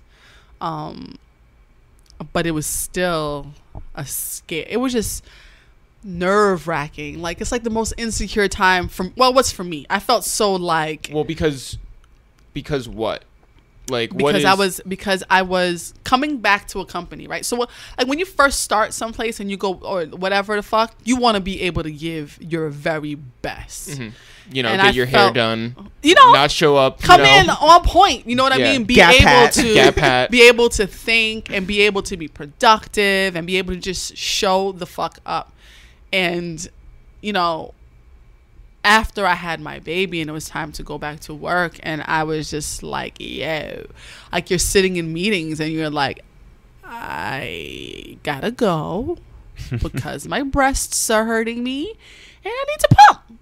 So it's like, it just feels crazy. Like everyone's sitting here talking about all of the shit, and you've been gone for so long and you're like relearning what the fuck they're talking about. Some of the people who used to be here aren't here anymore.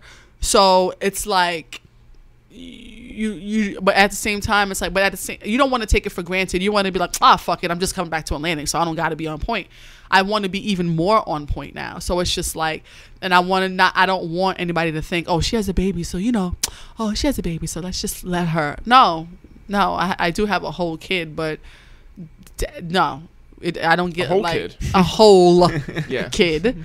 But it's not like, it doesn't get you this like pass to not be as good as you could be. But that was a big fear for me for like a long time. Like I used to travel with my kid. I would go to video shoots with him and it was hard. I used to be on a plane with my bag, his bag, a stroller, a carrier. I was nursing. It was just, I was like, oh my God. Like I would travel into cities like, and then I just learned. I would go into cities. Like I went into Atlanta. I called the concierge. I said I needed a nanny. They said, we know a nanny service. They got me a nanny. Nanny come to set with me. And at least you can help me. Like I'm not leaving a stranger with my kid, but I was able to bring the nanny to set. Nanny stays on set, carry all this shit. Can you help me change the diaper? Can you help me do this? Can you help me do that? So at least I had like hands. And Did you have any nannies that were starstruck by like Gucci Mane or anything? No. So they were very much like on point, doing their job, not just like it was Atlanta and Miami were the two cities where I went to the most at the time. So the nanny that I found in Atlanta, I kept her for a while. Every time I went to Atlanta, and same thing in Miami, I kept her for a while. So they were more concerned about the kid, which was great. Mm-hmm. So that worked for the first year. But then when he starts walking, it's like, okay, you can't just be everywhere. But I did. There were times where I took him to Atlanta, like when the Gucci run was going, and I was gone for like ever. Yeah, I was gone forever, and I was like, oh no, I'm not leaving my son. And we had to take him to Atlanta. He's in rehearsals with Gucci, and Gucci's holding him, and he's like, hi Gucci. He's like 1.5, like, because his dad works in the business as well. So there would be like a lot of times like our schedules would overlap, and we're both on the road, and we just figured it the fuck out. I want to take to the baby's father. By the way. Baby's father. Yeah. I want to take a step back for a second. Yeah. One. I mean, very unfortunate thing was that your mom was not around for the birth of your son. She was not. When you were at Atlantic the first time, your mom passed away. Mm-hmm. And this is somebody who there was a lot of tough love. There were a lot of annoying phone calls that you would get in the middle of the day when we'd be in your office, and you'd be like, and here she comes, her shit. And it was funny, it's funny in retrospect, and it was funny at the time too. But those are things that you miss, of course. And what was it like going through your pregnancy and then having an infant without your mom? Horrible, still is. Like the Grammys this year, I had like a light nervous breakdown so it was Grammys and Cardi's performing. She's nominated, like arguably one of the biggest moments then in my career. And I remember me and Ashley again, we're in a hotel room getting our makeup done, changing clothes because we had been there all day, and this girl is doing my makeup. And so I think Ashley called her mom or her dad. Like I think she called her parents or her sisters or something like that to be like, oh, you know, or they called her like, we're gonna watch or something like that. And I was like, oh shit, I had to call my mom. And I was just like, I was just like, it just hit me. I just like burst into tears. And the makeup artist was like, are you okay? Did I get something in your eye? And I'm just like, no, it's not something in my. I just could not stop crying because it was just like, yes, this is 2018, so this will make 8 years since she's been passed away. But it's just like there's still those moments where you're just like, I know my life longer with her than I know it without her. So it's like you're still 8 years later. It's like shit, she's really not here. Like this is one of the biggest moments. The only person I want to call is my mom, and it's just like, and then it hit me, and I was just like, ah! And I was just like, bitch, get yourself together. It's okay. So that was like, and I still have those moments now where it's just like I have, again, it's still hard being a mom in this business, traveling a lot, being on the road a lot, where it's like I need help with my son. And it's like, I don't want to call anybody else and ask anybody else for help with my son. There's so many times that I was just like, yo, if my mother was here, this wouldn't even be a question. Like, well, also, can you just take a second to shout out some of the women who held you down right after you had your son? Oh, well, first, let's fucking Chaka. Yeah. Chaka definitely, I mean, called me one day and was just like, hey, so what are you doing? And I was just like, she was like, I'm on my way. Yeah. Chaka Pilgrim, like, for anybody who doesn't know. Chaka was there. Dara was there. My girlfriend Lauren was there. Iman was there. Crazy part, Iman and Lauren at the time had no kids. Now they both have babies. Yeah. Just like amazing people. Just, I mean, people who, whether you bought me a diaper or you just, you know, called me or just let me take a shower for a few minutes. Guested on your podcast, The Baby's Mother. Remember that? We did. Then we started a podcast. Okay, by the way, in case you didn't know, Eric and Jeff and I had I had a podcast. Eric and Jeff were like my moderators. We were your sous chefs. You know, fine. Yeah, we learned a lot about a lot of things. Gynecological issues. A lot of things. Yeah. But it was hard. Like, you're going through this emotional fucking roller coaster, and then you have to go back into this business. I remember I was just like, now I get it why women don't go back to work after this shit. Because if I had the option at that point in time, I probably would not have gone back to work. But you went back to work for a woman. I did, but so what? No, I'm just saying. I did, but that wasn't, to me, that wasn't going to be an excuse. No, but I did. And I didn't mean it like an excuse. I'm just saying, like, that was a reality. You did go back to work for a company. What is... Thankfully, a company that was very supportive of families. And so, okay, so we talked about Lyor's leadership. We talked about LA's leadership. Yep. What is Julie Greenwald's leadership like? She's tough. She's tough. She pushes. She thinks. Now, she is 5 years from now. Always. She's always. I think the reason why our company is as successful as it is now is because she thought about today 7 years ago. About as a business, not Atlantic Records. She thought about what the business was going to look like, the collapse of physical product, the transition into screaming numbers. Before streaming, there was actually the digital purchase of albums into the digital purchase of songs into streaming. So it's just like she forebode this a good 5-6 years ago. And now she's thinking about 5G. Like, listen, yeah. she's just one of those people who thinks like. And some things she thought about and that we did as a company went away just as fast as they came.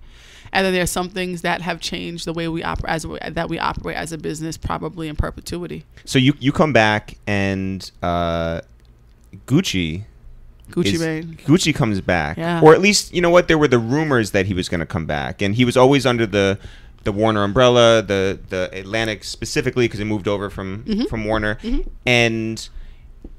that project, landed in your office. Mm-hmm. What did you think about Gucci? Had you ever met him before? Had you listened to every single one of his thousands of songs? That is impossible. And if you have, let me know because I need to get you something. I didn't think about it. Again, I don't think about things. I didn't think about it. It was just, I'd met him like maybe once or twice in the office many, many years ago. I didn't know him like that. I only knew. And to be fair, that was a different Gucci. Right, but that's all I knew. Yeah, there was no. So at the time, you are, you're only as good as your last moment, and his last moments weren't that great. Mm-hmm. So going into it, it was literally like, bitch, you can have it. It was just like, okay, so, this is before he was the Wobster. It was just, the legend of Gucci Mane. So and this project is nothing like you've ever had before. I mean, I went into that one. I was very apprehensive because I did not know what to expect. It wasn't that I was afraid of him. I was just like, yo, you hear so many things, and I'm just like, I don't know what the fuck I'm gonna get when I get there. Well, so then what was that first meeting like? In his house on house arrest. He's on house arrest, coming out of prison. Okay, so Todd calls me, Moskowitz, and he's like, all right, he's coming out of jail. I'm just like, okay, great. Like tomorrow. And I'm just like, well, I'm getting on a plane tomorrow to go on my yearly Memorial Day vacation. And doing a crew? No, actually, I was going with the Apples. And we go to, so he comes out on a Thursday? He comes out on a Thursday, and the next day I'm leaving to go to the airport. I promise you, it was 8 a.m. on the Breakfast Club, and they had a new Gucci song called First Day Out playing on the radio, and I was just like, I'm confused. Like, this motherfucker has been home for 12 hours. Like, technically, I don't even think your ankle monitor is fully working. Right. I was getting on a plane and the song was on the radio, and I was just like, okay, this is interesting. Like, you hear how prolific he is, but I did not know what it was until, like, nothing could have prepared me for his ability, his output. And then, like, came back from vacation and we're putting out an album. We're in full album mode. I came back from vacation. 5 days later, a few days later, he said, I'm done. I was like, done what? Todd said, he's done. His album is complete. And, so the covers and the New York Times and Fader and videos. And I'm just like, time out. What are y'all talking about? Literally banged out that album in 7 days in his house. Him, Zaytoven, Mike Will, Sean. Sean Payne was there. Keisha was there. Then again, Ashley. Just me and Ashley. Yep. So then now it's me, Ashley. It's really me, Ashley, and Todd. Mm-hmm. And we're just going back and forth. Just back and forth. A million videos. We shot 10 videos in that same house because he could not come out the front door or go too far out the back. You found every random corner, right? Fucking cranny. We shot the album cover photo shoot in there. We shot all John his Mannion, press right? photos in there with Jonathan Mannion. We shot video. We shot all the shit we did in that fucking house. We did our Spotify shit in there. Did the Fader cover in there. Did the Fader shoot. Did the Fader interview in there. In between his workouts. Perpetual workouts. Like, nobody worked out harder than him. Did you ever work out with him? Never. No. Never. Like, early in the morning. Like, so you could expect a call from him at the time. And I didn't. You talk to your artists. Mm-hmm. But not like Gucci. Like, Gucci's like, there's no middleman. Like, it's either he's speaking to you or he doesn't speak to you. So because of the way that we worked, like, there couldn't be a lot of middlemen. So it was very like, Todd would be like, oh, listen, so he just mentioned A, B, C, and D. Okay, so Todd, what do you want me to do? Call him and discuss. And I'm just like, just call him, Marsha, just call him. And like, Todd used to like, just call him. Like, you make it sound so easy. And he would just call him and he was just like, well, I was thinking. And he was like, oh, okay. And we just. So while you were at that house, you're at the same time, you're getting like giant ice blocks, right? Dead ass. Like, you're in the house. You're welcoming Drake. And everybody has to approve. Like, because he's on house arrest, like, just anybody couldn't come in the house. There was a process for people to come in the house. Yeah. No, there was Amina. So it's like Amina's handling that part. Then we're preparing for his first show. It's like, oh, he's going to have a first show. Okay, great. Where is it going to be? How is he going to get there? Then he had one club date. Then he had an interview with. It was so. That wasn't just a first show. That was a big show. It was so much shit out of that one fucking house. And it was literally like 4.5 of a person. Dead ass. Like, it wasn't like, the whole entire process was like 4.5 people. Like, everything from the merch designs to getting the show together would go. Todd was the one who fucking figured out what the fuck to put on the screens at the show. I mean, I'm talking about we were just out here. All hands on deck. All hands on deck. He came out, I think it was either May 25th or 26th. That album had Young Thug, Drake, Kanye West, just a shit ton of people. And the shit came out July 22nd with a physical product. And wait, and that at that show, 2 Chainz was there? At the show was at Fox Theater, sold out. OJ the Juice Man. OJ the Juice Man came. That was the first time we saw OJ since he had been out. He was so excited. Chainz came, Drake came, Future came.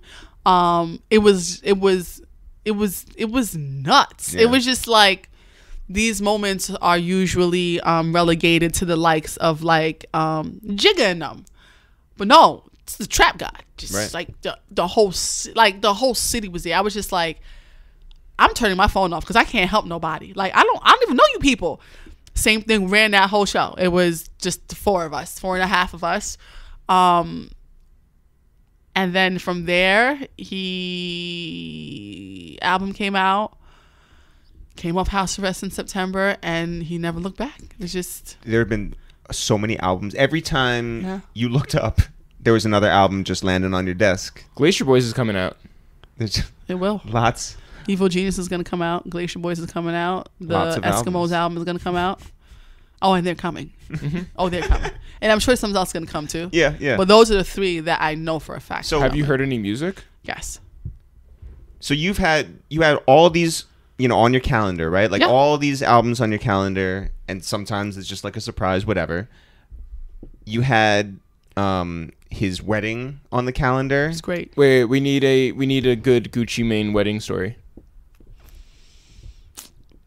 I don't think I have. Well, I know one. What? He walked into like Bruno Mars, right? Like his remix of the Bruno Mars song. That's what he walked into? At the reception. Oh, at the reception? Not at the wedding. Oh. At the reception. Oh, okay. I don't have a story. It was beautiful though. It was gorgeous. I was so happy for them. How about a T.I. wedding story? Tip's wedding. Another day that was amazing. Was so happy for them. But I ain't never been so hungry in my life. They were so late. Oh my God, so late. Wait, what did? But it was a great day. What did Young Dro wear to Tip's wedding? I don't remember. Did he have on all white? All polo? Very likely. Very likely. But we had so much fun at Tip's wedding. It was fun. That shit was like birthday bash. The reception. It was fun. Oh, We had as fun. in like everyone was performing. It was like a concert. But we have fun. And that was like wait, was that before he went to jail or after he went to jail? Was that Sid with the long hair? I think Sid had long hair. It might as well, no matter what it was, he was just at a great time in his life. So, it was just a great moment for them. They had been together for so long, and to see, they had gone through a lot of ups and downs. So, like, to see that moment happen for them, everybody was like, oh my God, it was amazing. Can you talk a little bit about the process of putting out Kodak's first album? Painting pictures. Mm-hmm. It was easy. He wasn't there. So I did what the fuck I wanted. He wasn't there. So it was just like, he delivered an album. I thought he was going to be here for it. We shot the video for Tunnel Vision that I thought he definitely was going to say no. And then he was like, I love this idea. Let's do it. I was like, great. And then that was the only thing I got was music and Tunnel Vision. And then I would speak to him from jail and like, what do you want your album cover to look like? And all he said, I want it to be a picture of me painting a picture. So I was just like, great. So I don't know what the fuck that means. And yeah, and then came that album. And then the music was so good. And he was just, but the whole time he was in jail. Like as long as I've been working with Kodak, he has yet to be out for a year. It's crazy. Well, he hasn't been out. Well, he's the one he says it all the time. He hasn't been out of jail for 1 year consecutively since he was 19. How old is he now? He's going to be 21 in No, since before. Maybe since he was 16, That's 15 so or crazy. 16. That's so He's going to crazy. be 21 in June. By the way, so you never got your law degree, I did not get my law degree. I did not get my undergraduates. but you have talked to enough rappers in jail. Oh, I know so much about the law. Are you crazy? Oh, I have so many attorneys in my Rolodex. No, will you believe, like, rap was what sent me to jail for the first time. Like, I've never seen the inside. I don't know anybody in jail. I didn't know anybody in jail. I didn't know none of this shit until the fucking rap music. And who was the first one? When AD was shot and we went to see him, that was my first time going to jail. And I was like, I do not like this. Like, this is not, like, you go to Rikers, there's like a bus. Like, I'm like, why am I getting on a bus? Like, I don't know these people. And like, everybody has, I thought like, okay, well, we were Maino, we could drive. No, not really. Right. And they're like so mean. Like, I was just like, first of all, you know I'm not staying, right? Like, what the fuck is wrong? First of all, relax. I'm not here to stay. I'm just coming to visit and I'm leaving. Like, the fuck is wrong with y'all? Oh no. What? Jail? So that was my first time. Not my last, but that was definitely my first. Every single time I've seen someone in jail, it's been because of rap music. So crazy. It's very crazy. You would think that you come into this thing and you leave it all behind, but it's like we lose a lot of the boys to prison. We lose a lot of the boys to death. Like, I've watched so many people die. I've watched people be, irrevocable damage, lose so much shit. It's just like, damn, this is supposed to be like your way out, which is part of the reason that's like the biggest reason why I do this thing, is because it gives me a chance to change people's lives in a way that for some, if not for this, there's no other option. Like, that's why I'm like, when Chain said rap will go to the league, so for some people it's not even go to the league, it's rap or die or rap or nothing, like in a real way. Like, there is nothing else for them to do. So when given the opportunity to help them even begin to change their lives, no, you may not become the Jiggas and the this and the that's and the Kanyes and the Drakes of the world, but even to be able to put yourself in a position where you have a stream of income coming in that you can invest into other things, you can flip it into this, you can flip it into that, so that you can have a better life for your family. Like, nothing is better than when you first meet your artist and they're like in their mom's house or something, and then like 3 years later you go see them and it's like, look at this shit, what the? And it's like, that's one of my favorite moments, is when they hit that. They buy their mom a house, or like, they have their kid and like their kid has everything. And, those moments for them that they probably don't even think about really as like genuine milestones, for me are like my milestones for them. Like, I remember when Tip lived in a little house and he moved out of a little house all the way out to West Bubblefuck where he lives now. I remember when he was dating his girl and then he got through everything and he married her and they're still together. I saw Gucci walk out of jail and to come off of house arrest and be marrying his girl who was with him for 7 years. You literally watch them, like, these moments happen for them in a real way that like are bigger than any record, any song, any chart position. Like, it changes your life for real. Can we talk about the Billboard article that just came out, which I know that you have seen, which is about why are there not more black executives in the music industry? So I pose that to you. I mean, I know the answer. But this is the first time I'm saying it out loud. You know how you think something, you have to think about it? Mm-hmm.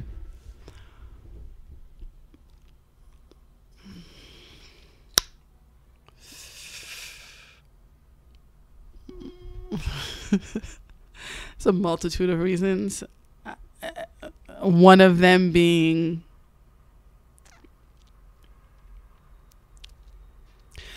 I think one of the things is like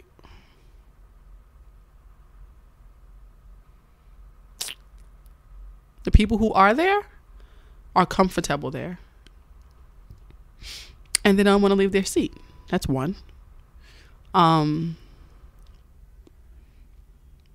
Other side of the coin, a lot of the young people who are coming in now don't even aspire to that moment. They don't care about that seat. They want to, their entrepreneurial game is so much bigger than any office or any 14-day check.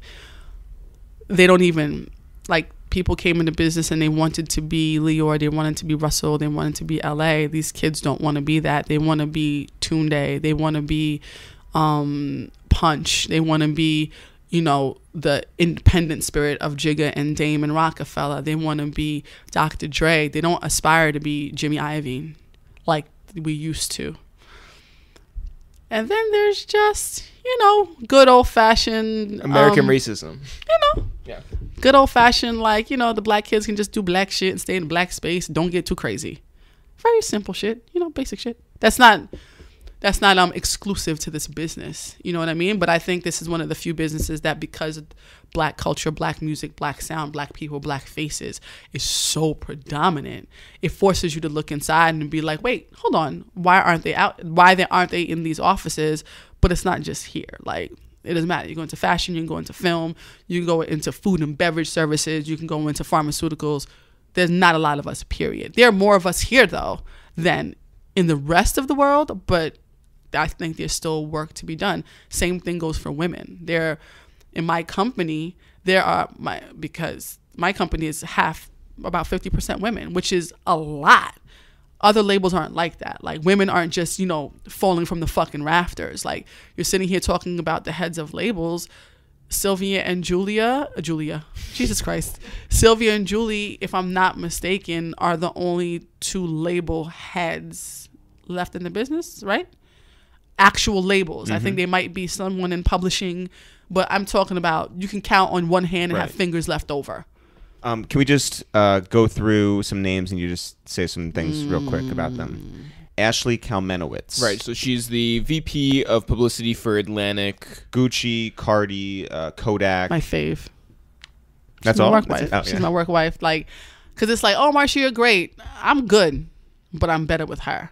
And I learned that by working with other people. Like, we have a great, like, our ability to, like, just lock and load, unmatched. It's pretty exceptional. Jason Davis. Who works at Atlantic. He's a Meek's publicist, Portugal the Man, Kyle, Ed Sheeran, who am I forgetting? Ty Dolla $ign. Oh, my God.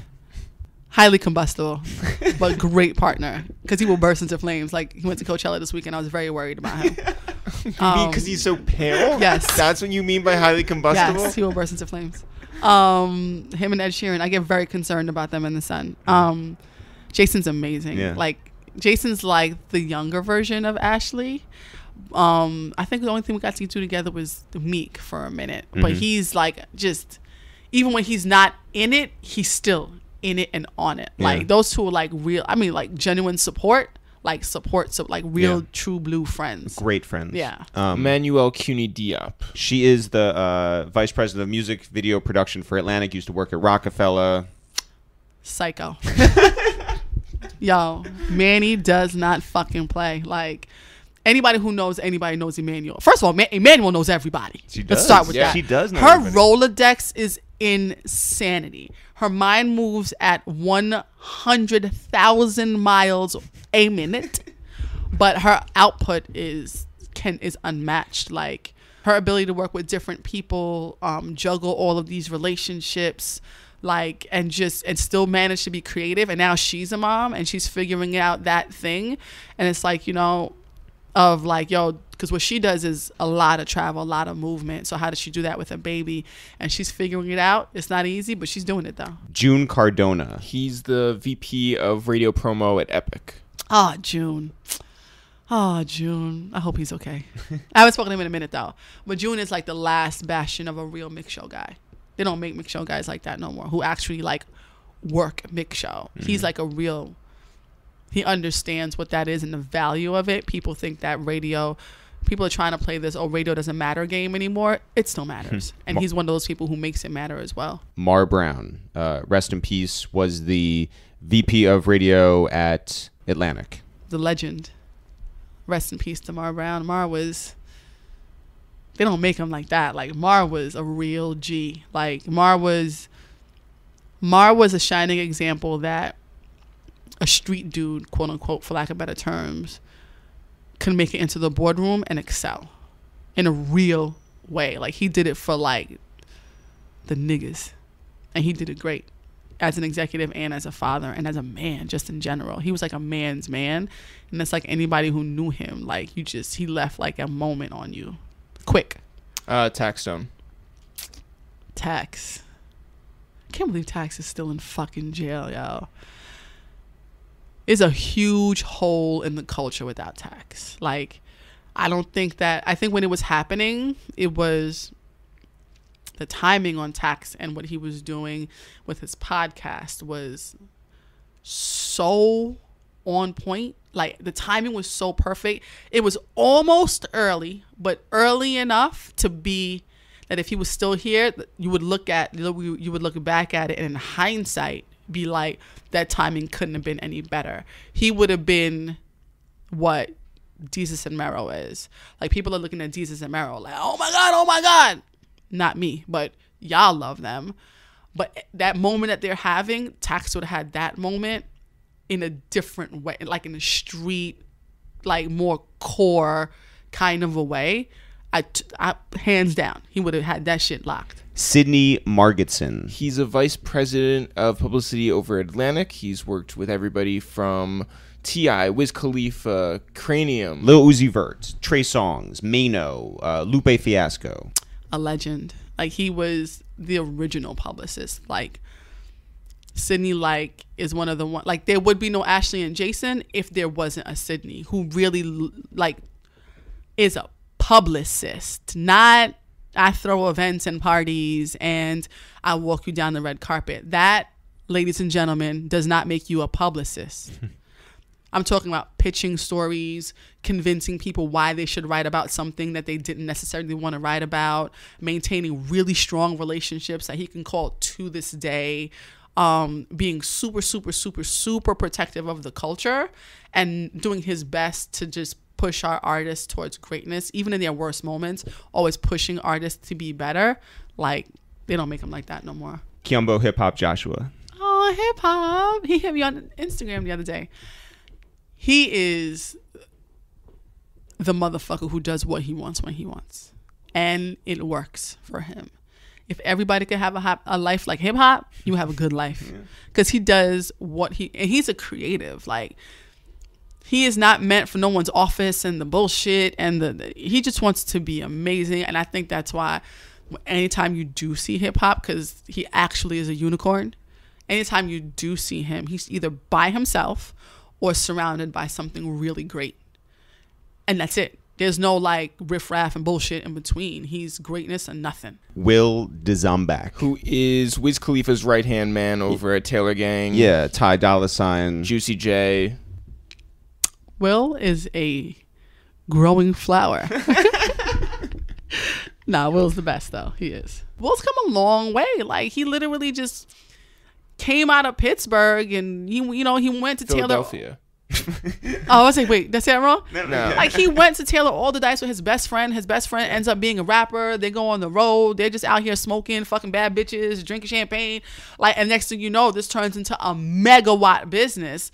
And it's like his ability to not only remain his best friend's friend, but also learn this business and be developing still to this day into a better manager and a better business person and learning his voice. Because it's hard to come from where Will came from to have people take you seriously, but he's doing it. Because like, oh, that's just Will. That's just Wiz's man's and them. Yeah. No, it's not. Like, he is responsible for his business. Yeah. So he's really like pushing to be a stronger and a better, not only partner, but protector of his friend. Be right. Who works with everybody from Ray Shremmer to Your Drummers, Mike Will. Used to be my intern.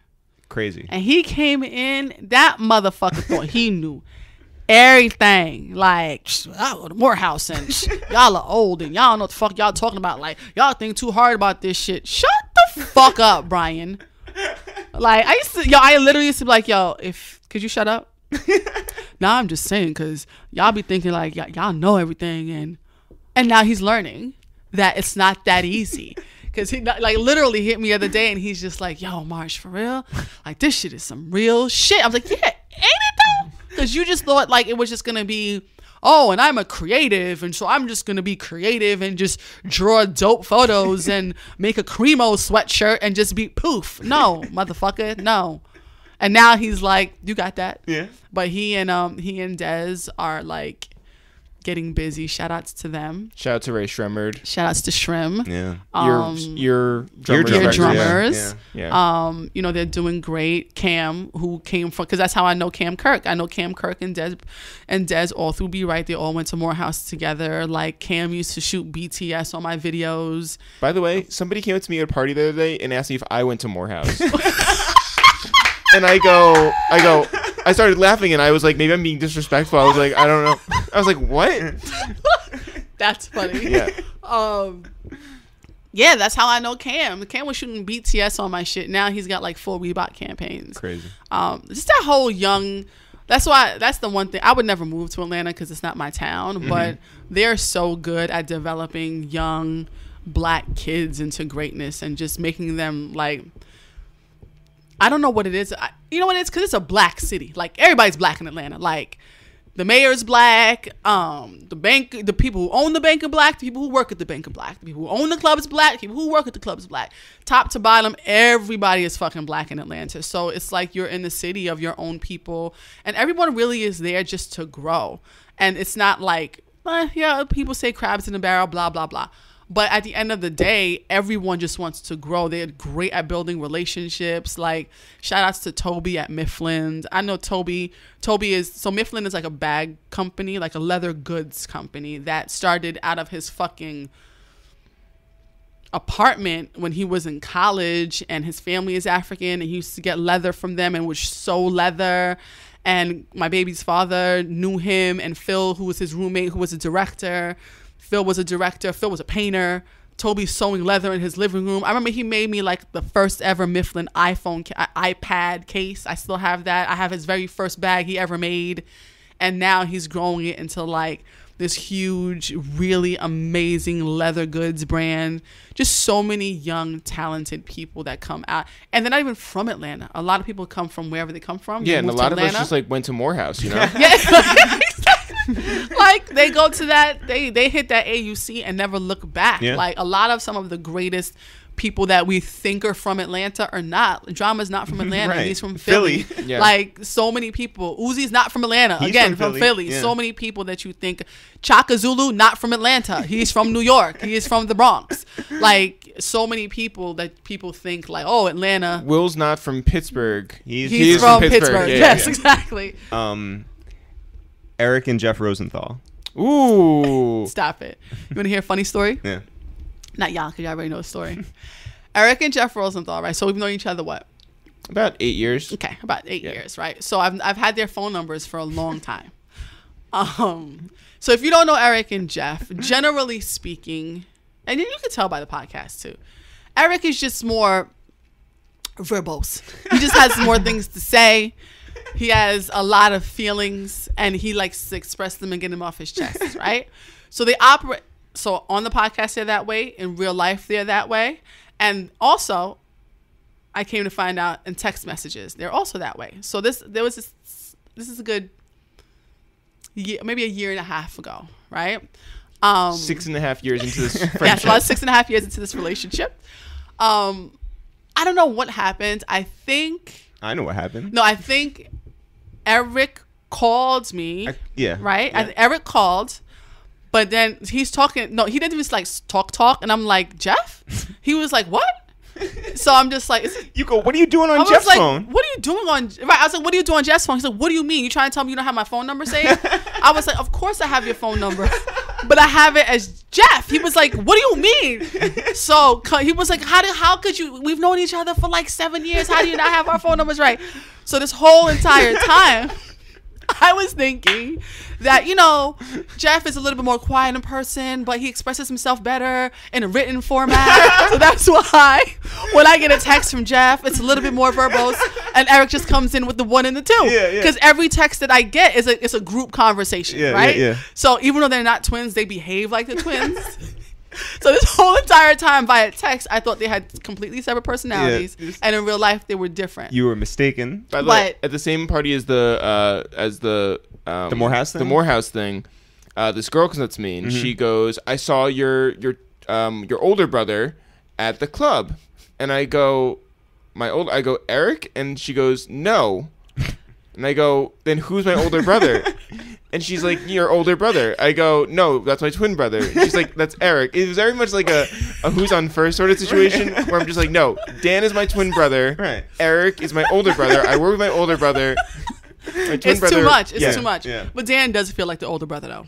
He's mature. Yeah, he wears a because suit. he has a He suit, has right. no. He also has no time for your fuck shit. He's just he looks You got at that you right. guys You got like that. these two clowns. Like I'm only related to them when it's Oh my convenient God. for me. Otherwise, he does not know you. Marsh. He does not know y'all. Sincerely, I can't even tell you what seeing the last year and a half of your life has Thank like you. done for you, and Thank what you. you've done for artists and your company and the greater like pop culture. But having known you for another previous, 7-8 years before that, How long, right? our hearts can't be any more full for who you've become as a woman Thank you. and a mother. See how Eric is? So and- many words and feelings. Yeah. And- Remember, I thought this was Jeff in a text. I thought this is what Jeff would say in a text. Marsh, we love you so much, Thank and we're so proud I of love you guys, and I appreciate you guys. And listen, you guys have seen me at some really good points and some low points, but I think that's what I've rang on this fucking doorbell late at night in tears, and you guys are like, okay, come over, sure, no problem. So I appreciate that, and vice versa. yeah, and vice versa. We never showed up in tears. No. Well, there was no. Yeah, Oh, well, you know what? No, There were yeah. moments. But it's been amazing. Like, it's just having people like you guys around in my life, in my real life. And because it's like sometimes you have when you have your life and your business and you're two separate spaces, and it's hard for people in your real life to understand your business. And I really don't want people in my business to understand my real life. So when you find the opportunity to have real life and business come together in the way that we've been able to have it, our relationship, it's like, that's the shit that gets you like by. Because I could just be like, this shit, blah, blah, blah, blah, blah, and know that I don't have to be worried about, divulging something to a stranger. Because there's certain things that I just can't talk about to my lay friends, those that are not of the cloth. Right. Civilians. Yeah, civilians. And there's certain things that my friends, from my regular friends just are not, they want to understand as much as they want to, they just cannot. And I don't even want to put that on them. Like, I just want to escape this shit and just be with my friends. So it's been amazing to be able to have, the few times that you are able to get business and friendship together and then just go. And by the way, I can't wait until the day that you are a black executive running your own company. So, Well, put it into the universe. Yeah. Because I don't think that far ahead. I'm just like, tomorrow I gotta go to LA. Like, I'm just like, I don't know. And you do. Yeah, exactly. Thank God I we got this just, podcast in. that's all I think. Thanks everyone for listening to this new episode of A Waste of Time with It's the Real Jeff. If people want to go get those t-shirts that we are so excited about, those AKA t-shirts, those Lakers t-shirts, those Rockefeller t-shirts, where can they go? You can always go to ItsTheReal.com, ItsTheReal, no apostrophes, no spaces, and you can always go to ItsTheReal.com/shop for all of our merch, all of your shopping needs in regards to our merch. If you're looking for any of our old episodes and all of our new episodes for our podcast, go to SoundCloud.com/awasteoftime, or you can search on iTunes for A Waste of Time with It's The Real. We are also available on Stitcher and on a bunch of podcast apps I didn't know existed, and also Spotify and a bunch of other streaming services. If you're looking for our music, Teddy Bear Fresh is our album. You can find that on all streaming platforms, including Spotify, Google Play, Apple Music, Pandora, Tidal, YouTube, Audio SoundCloud, Mac, everywhere you want to find it. and you can always find us on the internet if you're looking for us on Twitter at It's The Real, Instagram at It's The Real, Facebook at It's The Real. You I can don't also even find use us- Facebook anymore. I'm just being honest. Yeah, no, I deleted it off my phone. But, should you want to find us there, we are there. We are also on Snapchat at It's The Real. We don't use that. And we are also on Reddit at It's The Real, which I do use, and also Twitch. We're at It's The Real, It's The Real. I haven't used it yet. Jeff, this podcast isn't going anywhere unless people spread the word about it, tell their friends, tell their friends, tell their friends. So we like to tell our friends. What friend do you want to tell to spread the word? I want to tell, I got hit up on Instagram by Lycan B. Okay. And he included a picture of him driving on the highway near where we used to live. Yeah. And I was like, oh, that's so dope. You have to go to Anthony's Deli if it's still open tonight. I don't know if it's too late. Yeah. And he said, I'm actually on my way to a funeral right now. So he can't stop at Anthony's Deli. No, but he did say that like we really make his week every time he listens, that he loves us. That's awesome. Not for real, sure. And so I really appreciated that. I hope that he has a better week this week than his last one. Most definitely. And I hope that he returns to Westchester so we can go to Anthony's Deli. And I hope that we get sponsored by Anthony's Deli for shouting them out. Why not? Jeff, earlier this week, I put out word to the internet unmasked. I said, hey, is it weird to say that I wish someone would interview us the way that we interview people? And I think the way we do interviews is that we bring a lot of care and a lot of respect. Well, we let the people talk. We let them tell their story. We do. I guess that's what it is. Yeah. We just do a different type of interview, and we haven't had one of those, and we'd like one of those. And that's not to say that we haven't had good interviews. Clearly, we've had great ones. Shout out to the Kinda Neat podcast, to the Cypher Show, to Juan Epstein and Brilliant Idiots, and Breakfast Club, and Combat Jack, of course, and Premium Pete, Attack Stone, Jumper, the Officially Street podcast. So if you think that you can give us that interview, hit us up. And shout out to everybody who's been saying what's up to us in these streets, on the subway, at different parties. We appreciate you in real life and online. As always, guys, now for real. Sure. See you guys next week.